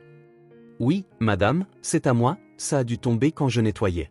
Merci de l'avoir trouvé, il a une grande valeur sentimentale. Elle tendit la main pour prendre le crucifix, pendant un instant, leurs mains se touchèrent, un bref contact chargé de tension. Pour le reste de la journée, Olivia intensifia sa surveillance. Elle assigna des tâches qui éloignaient Virginia du bureau, toujours accompagnée d'autres membres du personnel. « Je veux que toi et Elena organisiez le grenier aujourd'hui », ordonna-t-elle. « J'ai besoin d'espace pour stocker les dons du gala de charité. » Le grenier était à l'autre bout de la maison, loin de tout document important. Rachel exécuta ses tâches avec une perfection étudiée, mais elle sentait qu'elle était mise à l'épreuve. Olivia commença à laisser des objets de valeur à des endroits stratégiques. Un bijou oublié sur une table, un portefeuille rempli d'argent sur le bord d'un meuble. Rachel réfléchissait attentivement, évitant de toucher quoi que ce soit au-delà de ce qui était nécessaire pour le nettoyage. La tension atteignit son paroxysme lorsque, pendant l'organisation du grenier, Elena fit un commentaire en passant « Madame RHS m'a posé beaucoup de questions sur toi aujourd'hui, Virginia. Elle voulait savoir si tu travailles souvent tard, si je t'ai déjà vu faire quelque chose de suspect. » Rachel garda son expression neutre, mais son estomac se noua. « J'espère que tu lui as dit que je suis une bonne employée, » répondit-elle avec un sourire forcé. Cette nuit-là, pendant que tout le monde dormait, Rachel envoya un message urgent à Jared, « Elle tend un piège, nous devons agir avant le gala de charité. » La réponse arriva presque immédiatement, « Garde ton calme, continue d'être la parfaite employée, laisse-la penser qu'elle contrôle tout. » Allongée dans son lit, Rachel pouvait entendre à nouveau les pas d'Olivia dans le couloir, comme un fantôme agité cherchant des secrets dans les ombres. Le jeu avait changé, il ne s'agissait plus seulement de trouver des preuves, mais de survivre jusqu'au gala de charité sans être exposée, et Rachel savait que sa belle-mère était une joueuse bien plus expérimentée dans ce genre de jeu. Le lendemain matin, Olivia surprit tout le monde en annonçant pendant le petit déjeuner, « Virginia a été si dévouée que j'ai décidé de la promouvoir. À partir de maintenant, elle sera mon assistante personnelle pour les préparatifs du gala de charité. » Son sourire était aussi doux que du miel, mais ses yeux restaient aussi froids que de la glace. Rachel sentit un frisson parcourir sa colonne vertébrale, elle était attirée de plus en plus près du serpent. « Merci, maman, c'est très aimable de ta part, » répondit Rachel en gardant les yeux baissés et la voix soumise. Henry, qui lisait son journal, sourit avec approbation, « Excellente idée, ma chère Virginia s'est vraiment montrée compétente. » Olivia acquiesça, ses yeux ne quittant jamais le visage de sa nouvelle assistante. « Oui, elle est très perspicace. » Les heures suivantes furent un exercice de maîtrise de soi pour Rachel. Olivia la gardait constamment à ses côtés, dictant des listes interminables de tâches et posant des questions apparemment innocentes sur sa vie. « Tu sais, Virginia, c'est curieux comme tu me rappelles quelqu'un, tes manières, la façon dont tu inclines la tête quand tu réfléchis, ça ramène de vieux souvenirs. » Lors d'un appel important concernant les dons pour la fête, Rachel observa Olivia manipuler habilement son interlocuteur. « Oui, nous devons que le transfert soit effectué sur ce compte spécifique, » dit-elle en passant délicatement ses doigts sur une liste de numéros de banque. « C'est une question d'efficacité administrative, tu comprends. » Rachel reconnut le même ton persuasif qu'elle avait utilisé des années auparavant avec son père. Dans l'après-midi, alors qu'elles organisaient les invitations de la fête, Olivia laissa accidentellement tomber un dossier contenant des documents compromettants. Rachel perçut instantanément le piège, c'était un test. Avec soin étudié, elle rassembla les papiers sans regarder leur contenu et les remit soigneusement en place. « Voici, madame. Je n'ai rien lu, j'ai toujours été discrète avec les documents de l'employeur, » dit-elle. À la fin de la journée, Olivia fit un dernier mouvement. « Virginia, chérie, j'ai besoin que tu portes ceci lors de l'événement de charité. » Elle lui tendit un uniforme élégant, très différent des vêtements simples que portaient habituellement les domestiques.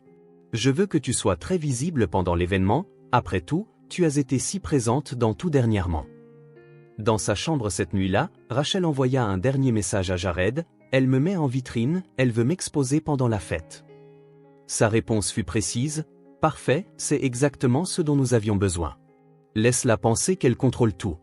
Le prédateur le plus dangereux est celui qui se sent trop en sécurité. Avant de dormir, Rachel regarda le crucifix en argent, désormais gardé encore plus soigneusement. La voix de Marjorie résonna dans sa mémoire, « Parfois, ma fille, nous devons laisser l'ennemi penser qu'il gagne pour triompher à la fin. » Avec cette pensée, elle s'endormit en sachant que les prochains jours seraient décisifs dans sa quête de justice. Dans sa petite chambre de domestique du manoir d'Hérode, allongée sur le lit étroit, Rachel tenait le crucifix contre sa poitrine, sentant son métal froid comme un rappel tangible de sa véritable identité. Le simple bijou, un cadeau de Jared, était devenu son ancre dans les moments de doute, une connexion physique à sa vraie vie au-delà des murs de cette maison. La chambre était silencieuse, à l'exception du tic-tac doux de la petite horloge au mur et de l'écho occasionnel des talons d'Olivia dans les couloirs lointains. Rachel ferma les yeux, visualisant le visage serein de Marjorie, se souvenant de toutes les nuits où sa mère adoptive veillait pour terminer des piles de lessive, toujours avec un sourire, toujours avec un mot aimant. Les paroles de sagesse de Marjorie arrivaient toujours aux moments les plus nécessaires, comme un phare guidant un navire à travers des eaux turbulentes. Plus que jamais, Rachel avait besoin de cette lumière. Le plan était en mouvement, les pièces commençaient lentement à se mettre en place, mais le danger d'être découverte grandissait chaque jour. Une erreur, un mauvais mot, un regard négligent pouvaient tout ruiner. En repliant le crucifix sous son oreiller, Rachel tira la fine couverture jusqu'à son menton. Demain serait un autre jour de jeu soigneusement joué, d'observation constante, de patience calculée. Comme le disait toujours Marjorie, la justice a son propre temps et parfois, tu dois reculer avant de pouvoir avancer. Avec cette certitude dans le cœur, elle se laissa enfin emporter par le sommeil, ses rêves mêlant souvenirs du passé et espoir pour l'avenir. Le jour du gala de charité se leva avec une énergie différente au manoir d'Hérode. La propriété était transformée. Des arrangements de fleurs blanches décoraient chaque pièce, des tables élégamment dressées avec des nappes en lin et des cristaux étincelants occupaient l'immense jardin, et un petit orchestre à cordes accordait ses instruments près de la piscine. Rachel, portant l'uniforme élégant choisi par Olivia, observait l'agitation du personnel avec un cœur battant. Ce soir serait l'aboutissement de années de planification. Olivia circulait dans la scène comme une reine dans son domaine, supervisant chaque détail avec des yeux d'aigle, sa voix mélodieuse alternant entre ordre ferme et louange calculée. « Virginia, chère, viens ici. Je veux que tu sois en charge d'accueillir les invités, tu as une manière si spéciale d'observer les gens, tu seras parfaite pour t'assurer que chacun se sente correctement accueilli lors de notre petite célébration caritative. » Le sourire d'Olivia était doux, mais ses mots portaient un poids que Rachel n'ignorait pas. Alors qu'elle ajustait les arrangements des tables, elle pouvait sentir les yeux de sa belle-mère la suivre à chaque mouvement. « Mademoiselle Hersch, » répondit-elle en gardant le ton respectueux de Virginia, « je vous remercie de votre confiance, je ferai de mon mieux pour que tout se passe selon vos plans. » Les deux femmes se regardèrent dans les yeux pendant un instant, chacune consciente du jeu dangereux qui se déroulait. Henry Hersch, ignorant la tension entre les deux, s'approcha en souriant de fierté. « Ma chère, tu as dépassé toutes les attentes, cette fête sera un jalon pour notre fondation. » Olivia reçut les éloges de son mari avec une fausse modestie, ses yeux brillants de la ruse que Rachel connaissait si bien. « Tout cela pour les enfants défavorisés, » continua Olivia. « Mon amour, tu sais à quel point cette cause est importante pour moi. Mais après tout, quel genre de personne serais-je si je n'aidais pas ceux dans le besoin ?»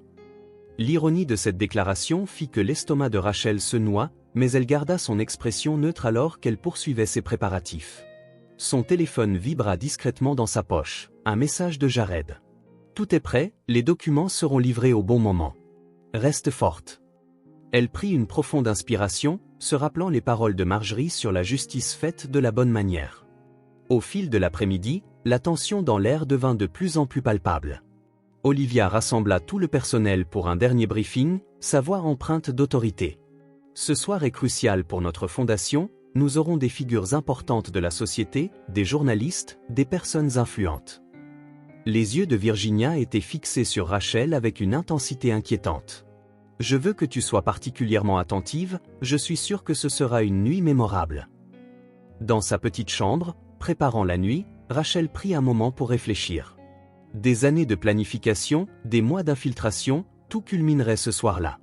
Ses mains tremblaient légèrement alors qu'elle attachait le crucifix en argent autour de son cou, sa dernière connexion à sa véritable identité. « Papa, aujourd'hui je vais te rendre justice », murmura-t-elle au miroir.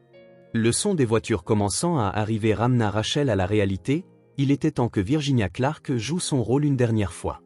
Elle ajusta l'uniforme élégant, vérifia sa posture dans le miroir et prit une profonde inspiration. À la fête qui allait commencer, deux femmes s'engageraient dans une bataille silencieuse, l'une luttant pour maintenir ses mensonges, l'autre déterminée à révéler la vérité. Et une seule sortirait victorieuse. Les couloirs du manoir se remplirent rapidement d'hommes de la haute société en tuxedo coûteux et de femmes en robes de créateurs, circulant entre flûtes de champagne et canopées étincelantes, louant la générosité d'Olivia RHS. Rachel regardait sa belle-mère briller au centre de l'attention, portant une magnifique robe rouge et des bijoux qui avaient certainement été achetés avec de l'argent détourné. « Mes chers amis », la voix d'Olivia résonna dans le hall alors qu'elle montait sur la petite scène spécialement aménagée pour l'occasion, « c'est avec une immense joie que je vous accueille tous en cette nuit spéciale. Comme vous le savez, dédier ma vie à aider les enfants défavorisés a été ma plus grande mission. » Elle fit une pause stratégique, ses yeux brillants de larmes soigneusement répétés. Henri était à ses côtés, rayonnant de fierté alors qu'elle poursuivait son discours. Chaque centime récolté ce soir ira directement à nos projets sociaux, car il n'y a rien de plus gratifiant que de voir le sourire d'un enfant qui a eu une nouvelle chance dans la vie. Je sais ce que c'est que de s'inquiéter pour l'avenir des enfants défavorisés. C'est à ce moment-là que le téléphone de Rachel vibra, c'était le message qu'elle attendait. Jared venait d'envoyer la preuve définitive des détournements d'argent, y compris un enregistrement récent où Olivia discutait ouvertement de ses plans avec le comptable corrompu. Les mains de Rachel tremblaient légèrement alors qu'elle approchait Henri, qui regardait sa femme avec adoration. « Monsieur Hers, murmura-t-elle en gardant la voix basse mais ferme, je dois vous montrer quelque chose d'urgent. » Lorsqu'il se retourna, confus, elle montra discrètement l'écran de son téléphone portable avec les documents compromettants. Le visage d'Henri pâlit visiblement alors que ses yeux parcouraient les informations. « Cela ne peut pas être vrai, murmura-t-il. Olivia, depuis la scène, continua son discours émotionnel, et c'est pourquoi nous avons créé la Fondation Rhodes, pour tendre la main à ceux qui en ont le plus besoin. Sa voix faiblit lorsqu'elle remarqua l'expression de détresse de son mari, maintenant marchant résolument vers elle. « Henri, chérie, qu'est-ce que c'est ? Explique ça, dit-il, sa voix tremblant de colère contenue, tandis qu'il montrait le téléphone. Explique pourquoi seulement 10% des dons ont réellement atteint les institutions, explique les comptes aux îles Caïmans. » Tout le hall plongea dans un silence sépulcral, tous les regards des invités et des journalistes se tournant vers le couple sur scène pendant un bref instant. Olivia perdit son masque, ses yeux scrutant frénétiquement le hall jusqu'à ce qu'il trouve Virginia, qui resta à son poste avec une expression neutre. « Toi » chuchota-t-elle, réalisant enfin. Puis, regagnant sa maîtrise avec un effort visible, elle tenta son dernier coup. « Henri, chérie, c'est clairement un malentendu. Je peux justifier chaque centime, une domestique ne sera jamais l'une des nôtres. » Olivia poussa soudainement un cri, son visage se tordant dans un masque de fureur alors qu'elle pointait Virginia du doigt. Tout le hall retint son souffle face à cette explosion inattendue. C'est alors que Rachel s'avança, retirant lentement l'étiquette du nom de Virginia. Sa voix, lorsqu'elle parla enfin, n'était plus celle de la domestique soumise, « Je suis survivante, belle-mère. » Le silence qui enveloppa le hall fut assourdissant.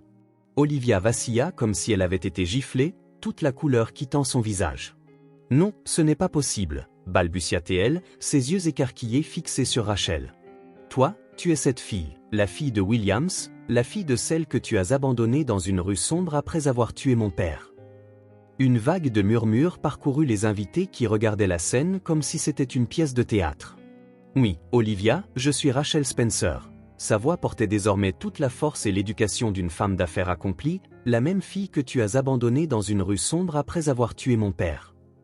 Rachel commença à marcher vers la scène, chaque pas calculé et ferme, la même enfant qui fouillait dans les poubelles à la recherche de nourriture tandis que toi, tu fuyais avec l'argent que tu avais volé à son entreprise. Henri RHS, qui regardait la scène stupéfait, trouva finalement sa voix. De quoi parle-t-elle ? Olivia, quelle est cette histoire ? Mais avant que sa femme puisse répondre, Rachel continua, « Laissez-moi dire à tout le monde ici présent qui est vraiment Olivia RHS. Elle était fiancée à mon père, William Spencer, un homme d'affaires honnête et généreux. Pendant des mois, elle a détourné de l'argent de son entreprise, tout comme elle le fait maintenant avec la fondation. Olivia essaya de reprendre le contrôle de la situation, son sourire artificiel revenant à ses lèvres. Quelles absurdités, cette fille est manifestement perturbée. Que Dieu enlève cet imposteur d'ici. Mais personne ne bougea, tout le monde était hypnotisé par les événements qui se déroulaient. Quand mon père a découvert le détournement, continua Rachel, sa voix chargée d'émotions contenues, elle l'a poussé dans les escaliers. J'avais seulement 6 ans, mais je n'ai jamais oublié l'expression sur son visage quand elle a réalisé qu'il était mort. Ce n'était pas du remords, c'était juste un inconvénient.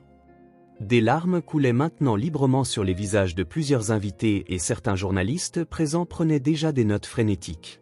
C'est alors que Jared émergea de la foule, portant un dossier épais. « Voici toutes les preuves », annonça-t-il en remettant les documents à Henry. Relevé bancaire, transfert suspect, à la fois pour le cas actuel et les précédents. Olivia RHS a un historique de fraude similaire dans d'autres villes, toujours le même schéma. Elle se rapproche d'hommes riches, détourne leur argent et disparaît quand les suspicions surgissent. Corne raide, Olivia montra enfin son vrai visage. D'un geste rapide, elle attrapa son sac et tenta de fuir la scène. « Vous ne comprenez pas », cria-t-elle, sa voix maintenant dépourvue de douceur, « vous êtes tous juste des idiots, si faciles à manipuler, si pathétiques avec votre fausse charité. » Mais son évasion fut empêchée par les invités eux-mêmes qui formèrent une barrière humaine. Henry, serrant les documents entre des mains tremblantes, fit signe aux gardes de sécurité de l'empêcher de partir. « Arrêtez-la de partir », ordonna-t-il d'une voix chargée de douleur et de déception, et appelez la police. « C'est fini, Olivia, ton dernier coup se termine ici. » Rachel observa la scène se dérouler avec un mélange de soulagement et de tristesse. Des années de planification, des mois d'infiltration, tout culminait en ce moment.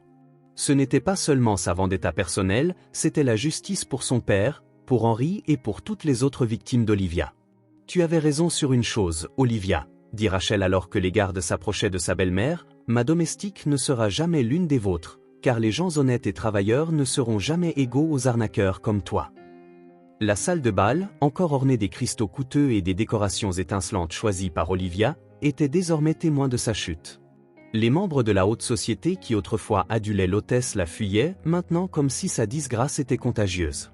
Le son des talons coûteux contre le sol en marbre fut remplacé par le pas lourd des bottes de G. « Tu sais, Olivia, » continua Rachel, sa voix calme mais ferme, « pendant toutes ces années où j'ai planifié ce moment, j'ai imaginé 1000 façons différentes de me venger, mais Marjorie m'a appris quelque chose que tu ne comprendras jamais. La vraie noblesse ne réside pas dans les vêtements que nous portons ou les bijoux que nous nous ornons, mais dans le caractère que nous construisons. » Les photographes présents à l'événement, qui s'étaient plutôt disputé le meilleur angle pour capturer le bienfaiteur de la société, documentaient maintenant son humiliation.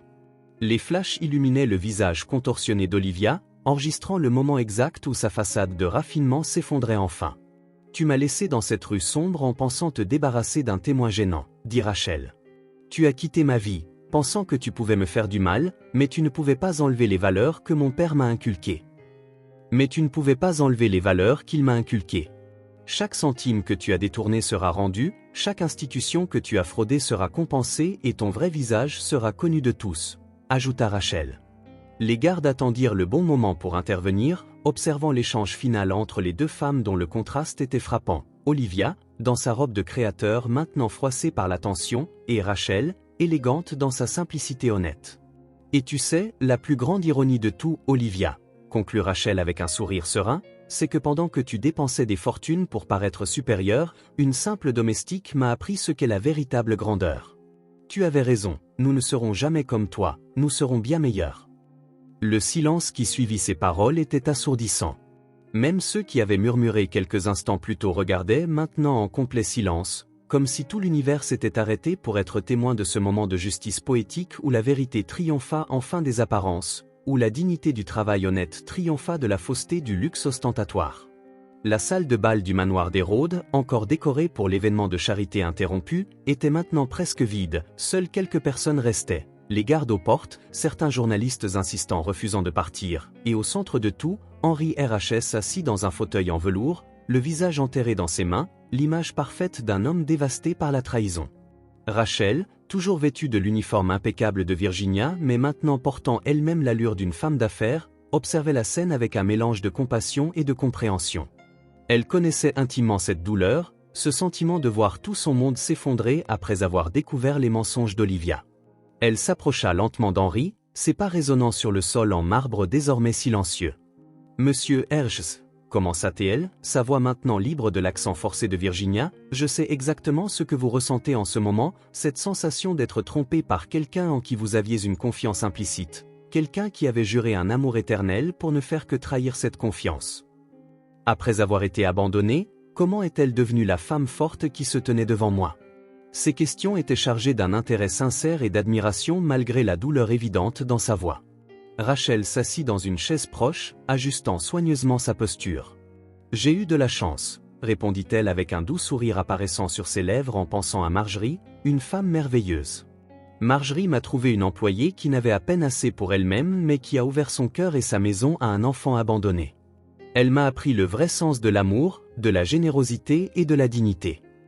Les gardes s'approchèrent discrètement pour les informer que la police avait emmené Olivia au poste où elle serait formellement inculpée. Henri hocha la tête mécaniquement, absorbant toujours tout ce qui s'était passé, tous ses projets sociaux, tous ces enfants qui auraient dû être aidés, murmura-t-il avec une culpabilité pesante dans sa voix. Comment n'ai-je pas réalisé ce qui se passait? Olivia est une manipulatrice exceptionnelle, expliqua Rachel en se penchant légèrement. Elle a un don pervers pour identifier les bonnes personnes et utiliser leur bonté contre elles. Elle a fait de même avec mon père, lui aussi un homme généreux toujours soucieux d'aider les autres. Elle sait exactement comment exploiter cette bonté pour ses propres fins. Jared, qui était resté discrètement dans un coin du hall, s'approcha avec un dossier de documents. « Madame RH », intervint-il respectueusement, « nous avons réussi à retracer une grande partie de l'argent détourné. Avec les preuves que nous avons, il sera possible de récupérer une somme significative que vous pourrez utiliser pour vraiment aider les gens. » Olivia prétendait vouloir aider, mais Henri prit le dossier avec des mains tremblantes, ses yeux parcourant rapidement les documents. « Comment as-tu planifié tout cela pendant des années ?» dit-il en regardant Rachel avec une compréhension nouvelle. Ce n'était pas seulement pour la vengeance, c'était pour la justice, pour l'empêcher de continuer à détruire des vies.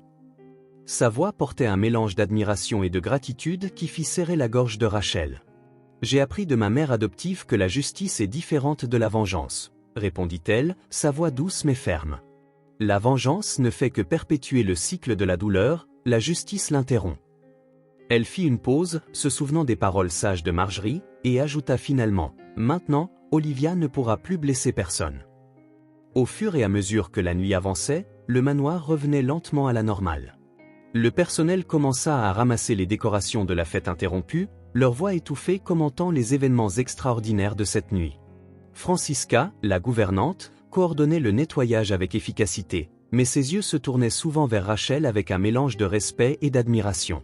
« J'ai toujours su qu'il y avait quelque chose de spécial chez toi, » commenta Francisca en s'approchant de Rachel avec une tasse de thé. « La façon dont tu te comportes, la façon dont tu observes tout, c'était plus que celle d'une simple employée. » Rachel accepta la boisson avec un sourire reconnaissant, sentant le poids des mois passés enfin commencer à se dissiper.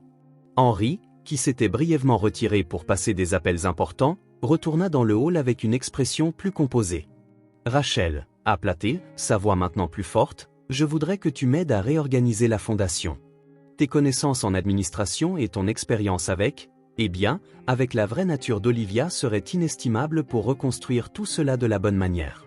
Ce serait un honneur, monsieur R. » Rachel répondit en posant la tasse sur la table, « En fait, j'ai quelques suggestions sur la façon dont nous pouvons transformer la fondation en quelque chose de vraiment bénéfique. » Elle fit une pause pour organiser ses pensées avant de continuer, « Nous pourrions créer un programme spécial pour les enfants abandonnés, assurant non seulement un abri mais aussi une éducation et de réelles opportunités de développement. » Le visage d'Henri s'illumina à la suggestion. « Comme toi, » dit-il en hochant la tête pensivement, « donner à d'autres enfants la même chance que tu as eue lorsque cette femme, ta mère adoptive, t'a prise. » Ses yeux se remplirent de larmes en pensant à combien de vies auraient pu être transformées si l'argent avait réellement été utilisé pour aider les gens.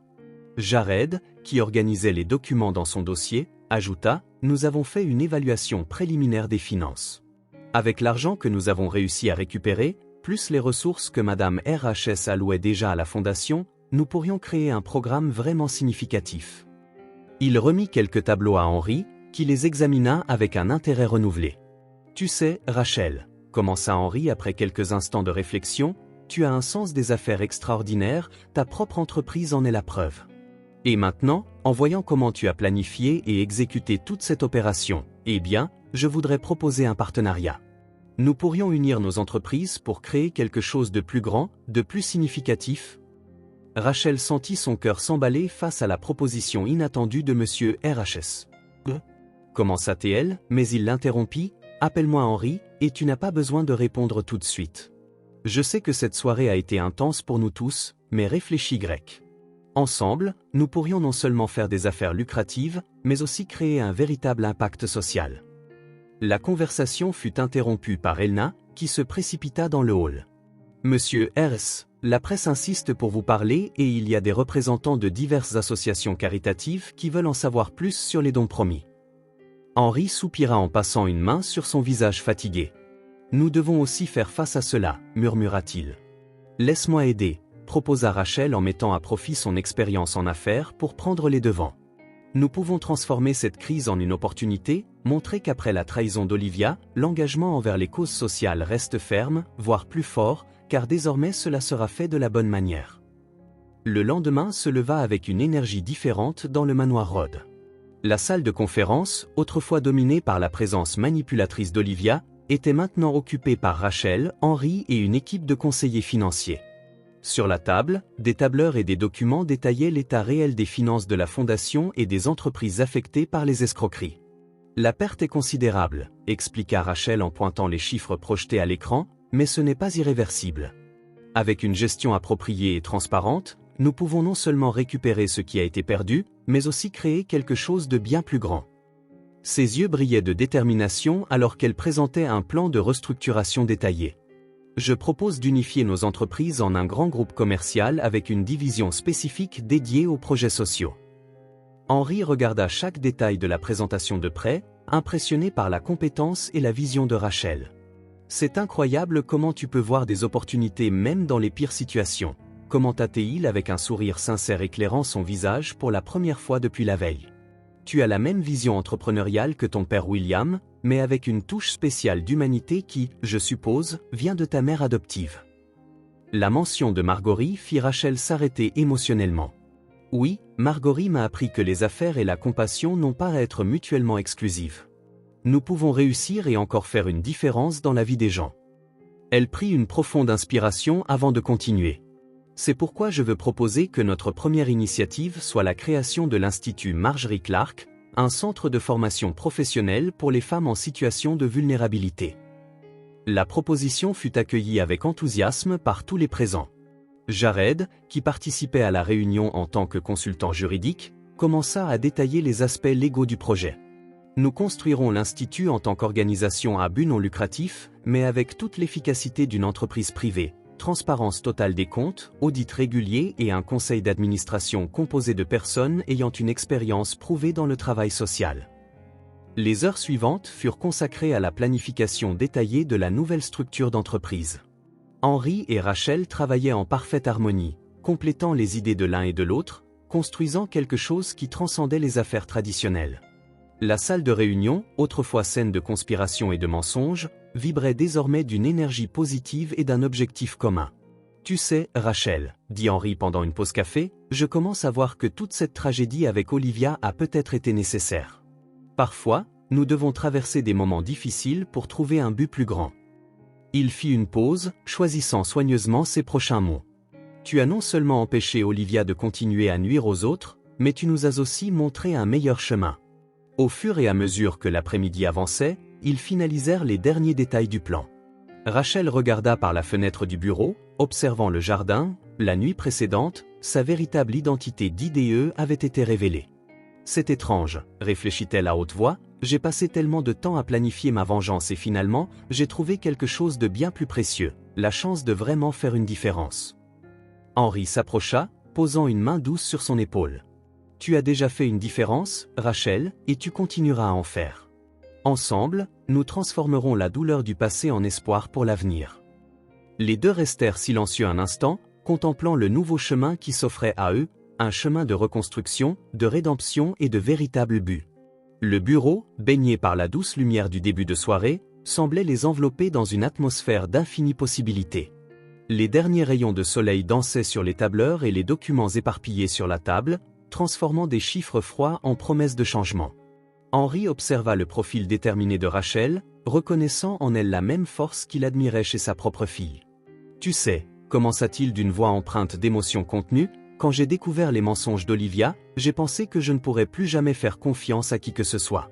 J'ai cru que mon rêve de faire une différence dans la vie des gens était mort avec mes illusions sur elle. » Il fit une pause, organisant ses pensées. « Mais ensuite, tu es arrivée, d'abord en tant que Virginia, puis en tant que Rachel, et tu m'as montré qu'il y a encore des gens prêts à se battre pour ce qui est juste. » Rachel sentit ses yeux se remplir de larmes, mais elles étaient différentes de celles qu'elle avait déjà versées.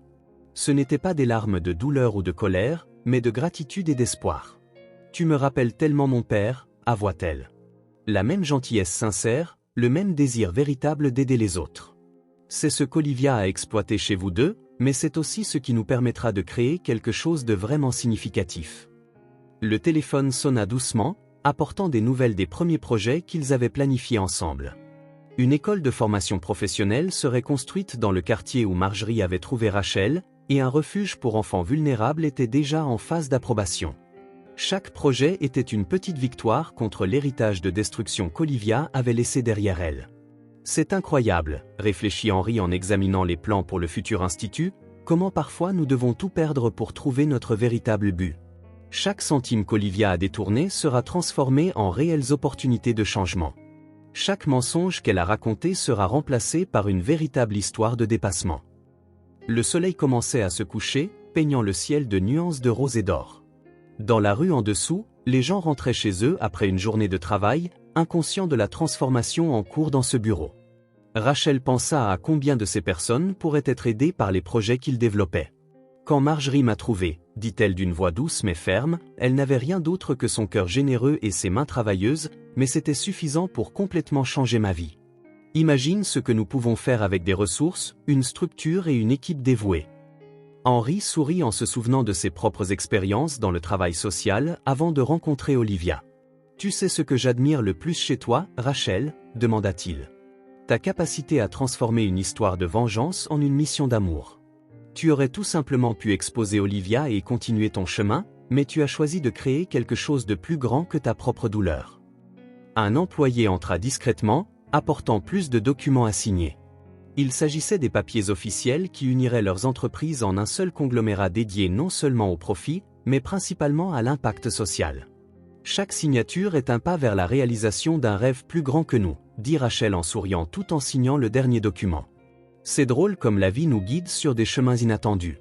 Quand j'ai commencé à planifier ma vengeance, je n'aurais jamais imaginé que je finirais par construire quelque chose comme ça. Je n'aurais jamais imaginé trouver un partenaire qui partage la même vision de transformation sociale. Le crépuscule jetait de longues ombres dans le bureau, mais ni Rachel ni Henri ne semblaient remarquer le passage du temps. Ils étaient absorbés par leurs plans, leurs espoirs, leur vision commune d'un avenir meilleur. C'était comme si l'univers conspirait en leur faveur, transformant chaque obstacle du passé en une marche vers l'avenir. La salle d'audience était bondée lorsque la sentence finale fut prononcée.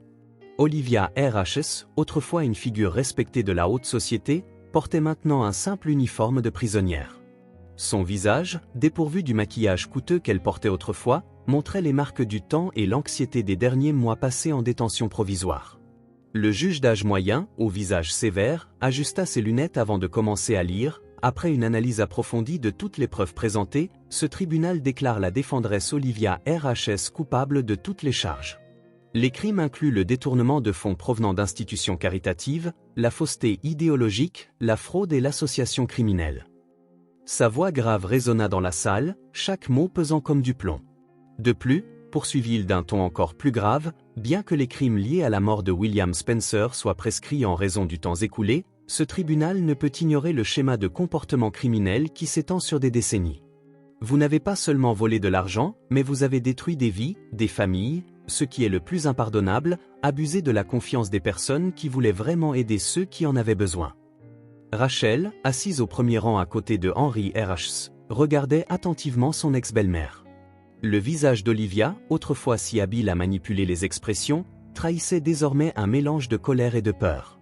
Ses yeux, qui brillaient autrefois d'une fausse gentillesse, fouettaient maintenant la salle d'audience, cherchant désespérément une échappatoire inexistante. Ce tribunal, poursuivit le juge, condamne la défendresse à 15 ans d'emprisonnement dans un régime fermé. De plus, elle doit rembourser intégralement toutes les institutions affectées, dans le cadre de sa peine, effectuer un travail obligatoire dans le service de nettoyage urbain sous une supervision appropriée. Un murmure parcourut la salle. C'était une sentence exemplaire. Olivia se leva brusquement, sa voix désormais dépouillée de toute élégance. « C'est une outrage. Vous ne pouvez pas me condamner ainsi. Je suis Olivia Rhodes, j'ai des contacts, j'ai de l'influence. » Les agents de la cour s'approchèrent rapidement pour la maîtriser alors qu'elle continuait ses protestations de plus en plus hystériques. « Vous n'êtes plus personne maintenant. » Le juge interrompit. « Tes contacts t'ont abandonné dès que tes fraudes ont été dévoilées. Ton influence était basée sur des mensonges qui ont maintenant été exposés. Ce qui reste, c'est seulement une criminelle ordinaire. Qui fera enfin face aux conséquences de ses actes ?» Rachel regarda les agents commencer à emmener Olivia hors de la salle d'audience. Avant de partir, son ex-belle-mère lui jeta un dernier regard rempli de haine. « Tu as ruiné ma vie » cria-t-elle. Rachel resta ferme, répondant d'une voix claire et forte. « Non, Olivia, c'est toi qui as ruiné ta propre vie en choisissant le chemin des mensonges et de la cruauté. » Jared, qui était assis à côté de Rachel, serra doucement sa main en signe de soutien. « C'est fini » murmura-t-il. « C'est enfin fini. » Mais Rachel savait que ce n'était pas une fin, c'était un nouveau commencement. La condamnation d'Olivia n'était pas seulement la clôture d'un chapitre douloureux, mais aussi l'ouverture d'un nouveau chemin d'espoir. Henry se tourna vers Rachel, ses yeux brillants de détermination. « Maintenant, nous pouvons vraiment commencer notre travail pour transformer tout ce mal en quelque chose de positif. » Elle acquiesça, pensant à Marjorie et à son père. La justice avait été rendue non pas par la vengeance, mais par la vérité et la loi. En quittant le palais de justice, une petite foule de journalistes les attendait. Rachel prit une profonde inspiration, se préparant à faire une déclaration qu'elle avait pratiquée mentalement. Il était temps de transformer cette histoire de tragédie en un message d'espoir et de renouveau. 6 mois après la condamnation, Olivia commença sa nouvelle routine dans le service de nettoyage urbain. Sous le soleil brûlant, vêtue d'un uniforme orange fluorescent et supervisée par 2 gardiens, elle balayait les rues du centre-ville. Son visage, désormais marqué par le travail en extérieur, arborait une expression amère alors qu'elle accomplissait les tâches qu'elle considérait autrefois indignes de sa position. « Regarde qui est là », commentaient les passants en croisant la célèbre Madame RHS qui avait volé de l'argent aux enfants dans le besoin. Olivia tentait d'ignorer les commentaires, mais chaque mot était comme une petite piqûre à son orgueil. Ses mains, autrefois toujours impeccablement soignées, étaient maintenant calleuses à force de manier le balai et tachées par le travail acharné. Pendant ses pauses obligatoires, elle était obligée de lire dans les journaux et les magazines les nouvelles sur le succès du nouveau conglomérat d'affaires formé par Rachel et Henry. Rhodes Spencer Social Enterprises révolutionne le concept d'affaires avec la responsabilité sociale. Les gros titres annonçaient que l'Institut Marjorie Clark, déjà pleinement opérationnel, transformait la vie de dizaines de femmes en situation de vulnérabilité. Madame RHS, l'un des gardiens, appela avec une ironie intentionnelle, il est temps de nettoyer la place centrale. C'était précisément l'endroit où elle avait l'habitude d'organiser ses événements caritatifs. Maintenant, au lieu de défiler dans des robes coûteuses et des bijoux étincelants, elle ramassait des déchets sous le regard curieux et jugeant des habitués de la place. Un après-midi, alors qu'elle nettoyait le trottoir devant un café animé, Olivia surprit une conversation qui la figea. « As-tu vu le dernier coup de l'Institut Marjorie Clark ? Ils offrent des bourses complètes pour les enfants abandonnés. » Rachel Spencer a vraiment transformé sa tragédie en quelque chose d'extraordinaire. Ces mots pénétrèrent profondément sa conscience, la forçant à affronter les conséquences de ses choix. Chaque journée de travail dans le nettoyage urbain lui rappelait constamment toutes les vies qu'elle avait tenté de détruire, toutes les personnes qu'elle avait trompées, tout le mal qu'elle avait causé. Dans son logement pénitentiaire, pendant les nuits solitaires, Olivia était hantée par ses souvenirs. Le visage de William Spencer au moment de sa chute, les yeux effrayés de la petite Rachel, l'expression de déception de Henry lorsqu'il découvrit ses mensonges. Toutes ces images la poursuivaient sans cesse. « Madame, vous avez des visiteurs », annonça un gardien un dimanche après-midi. Olivia leva les yeux avec espoir, mais ce n'était que son avocat. « Je suis désolé, dit-il, mais tous les appels ont été refusés. » La peine a été confirmée dans son intégralité. Elle s'affaissa sur sa chaise. La réalité de ces 15 années de séquestration pesait lourdement, même dans la cafétéria de la prison. D'autres détenus commentaient son histoire, c'est celle qui a volé de l'argent aux associations caritatives, murmurait-elle. Maintenant, elle est là, mangeant la même nourriture que nous et nettoyant les mêmes rues. L'ironie de sa situation n'est pas passée inaperçue. Tu sais ce qui est pire, commenta l'une des détenues plus âgées. Cette fille qu'elle a abandonnée, Rachel, utilise tout l'argent récupéré pour réellement aider les gens. Elle fait tout ce que celle-là prétendait faire. Ces mots résonnaient dans les couloirs de la prison, amplifiant l'humiliation d'Olivia. 1 an après la condamnation d'Olivia, le siège de l'Institut Marjorie Clark fut inauguré dans le même quartier où la femme de ménage avait trouvé Rachel il y a tant d'années. Le bâtiment moderne, peint dans des tons vifs et accueillants, contrastait avec le souvenir de la rue sombre où un enfant effrayé avait été abandonné, sur la scène aménagée pour la cérémonie d'inauguration. Rachel et Henri partagèrent le micro. L'auditorium était rempli de professionnels du monde des affaires, de journalistes, surtout, de dizaines de femmes et d'enfants qui bénéficiaient déjà des programmes de l'Institut. Cet endroit, commença Rachel, sa voix chargée d'émotion, n'est pas seulement un centre de formation, c'est un symbole de la manière dont nous pouvons transformer la douleur en espoir, la tragédie en opportunité.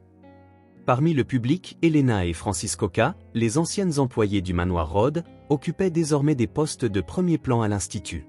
Elena coordonnait le programme de formation professionnelle tandis que Frank Canada était responsable de l'accueil des familles qui avaient besoin d'aide. Qui aurait pensé, commenta Elena, les larmes aux yeux, que Virginia Clark se transformerait en tout cela. De l'autre côté de la ville, à cet instant précis, Olivia poursuivait son travail de nettoyage urbain. Le soleil brûlait sa peau alors qu'elle ramassait des déchets dans une place. Une télévision s'alluma dans un snack-bar voisin, diffusant la cérémonie d'inauguration. Elle fit une pause un instant, s'appuyant sur son balai, regardant le visage rayonnant de Rachel à l'écran.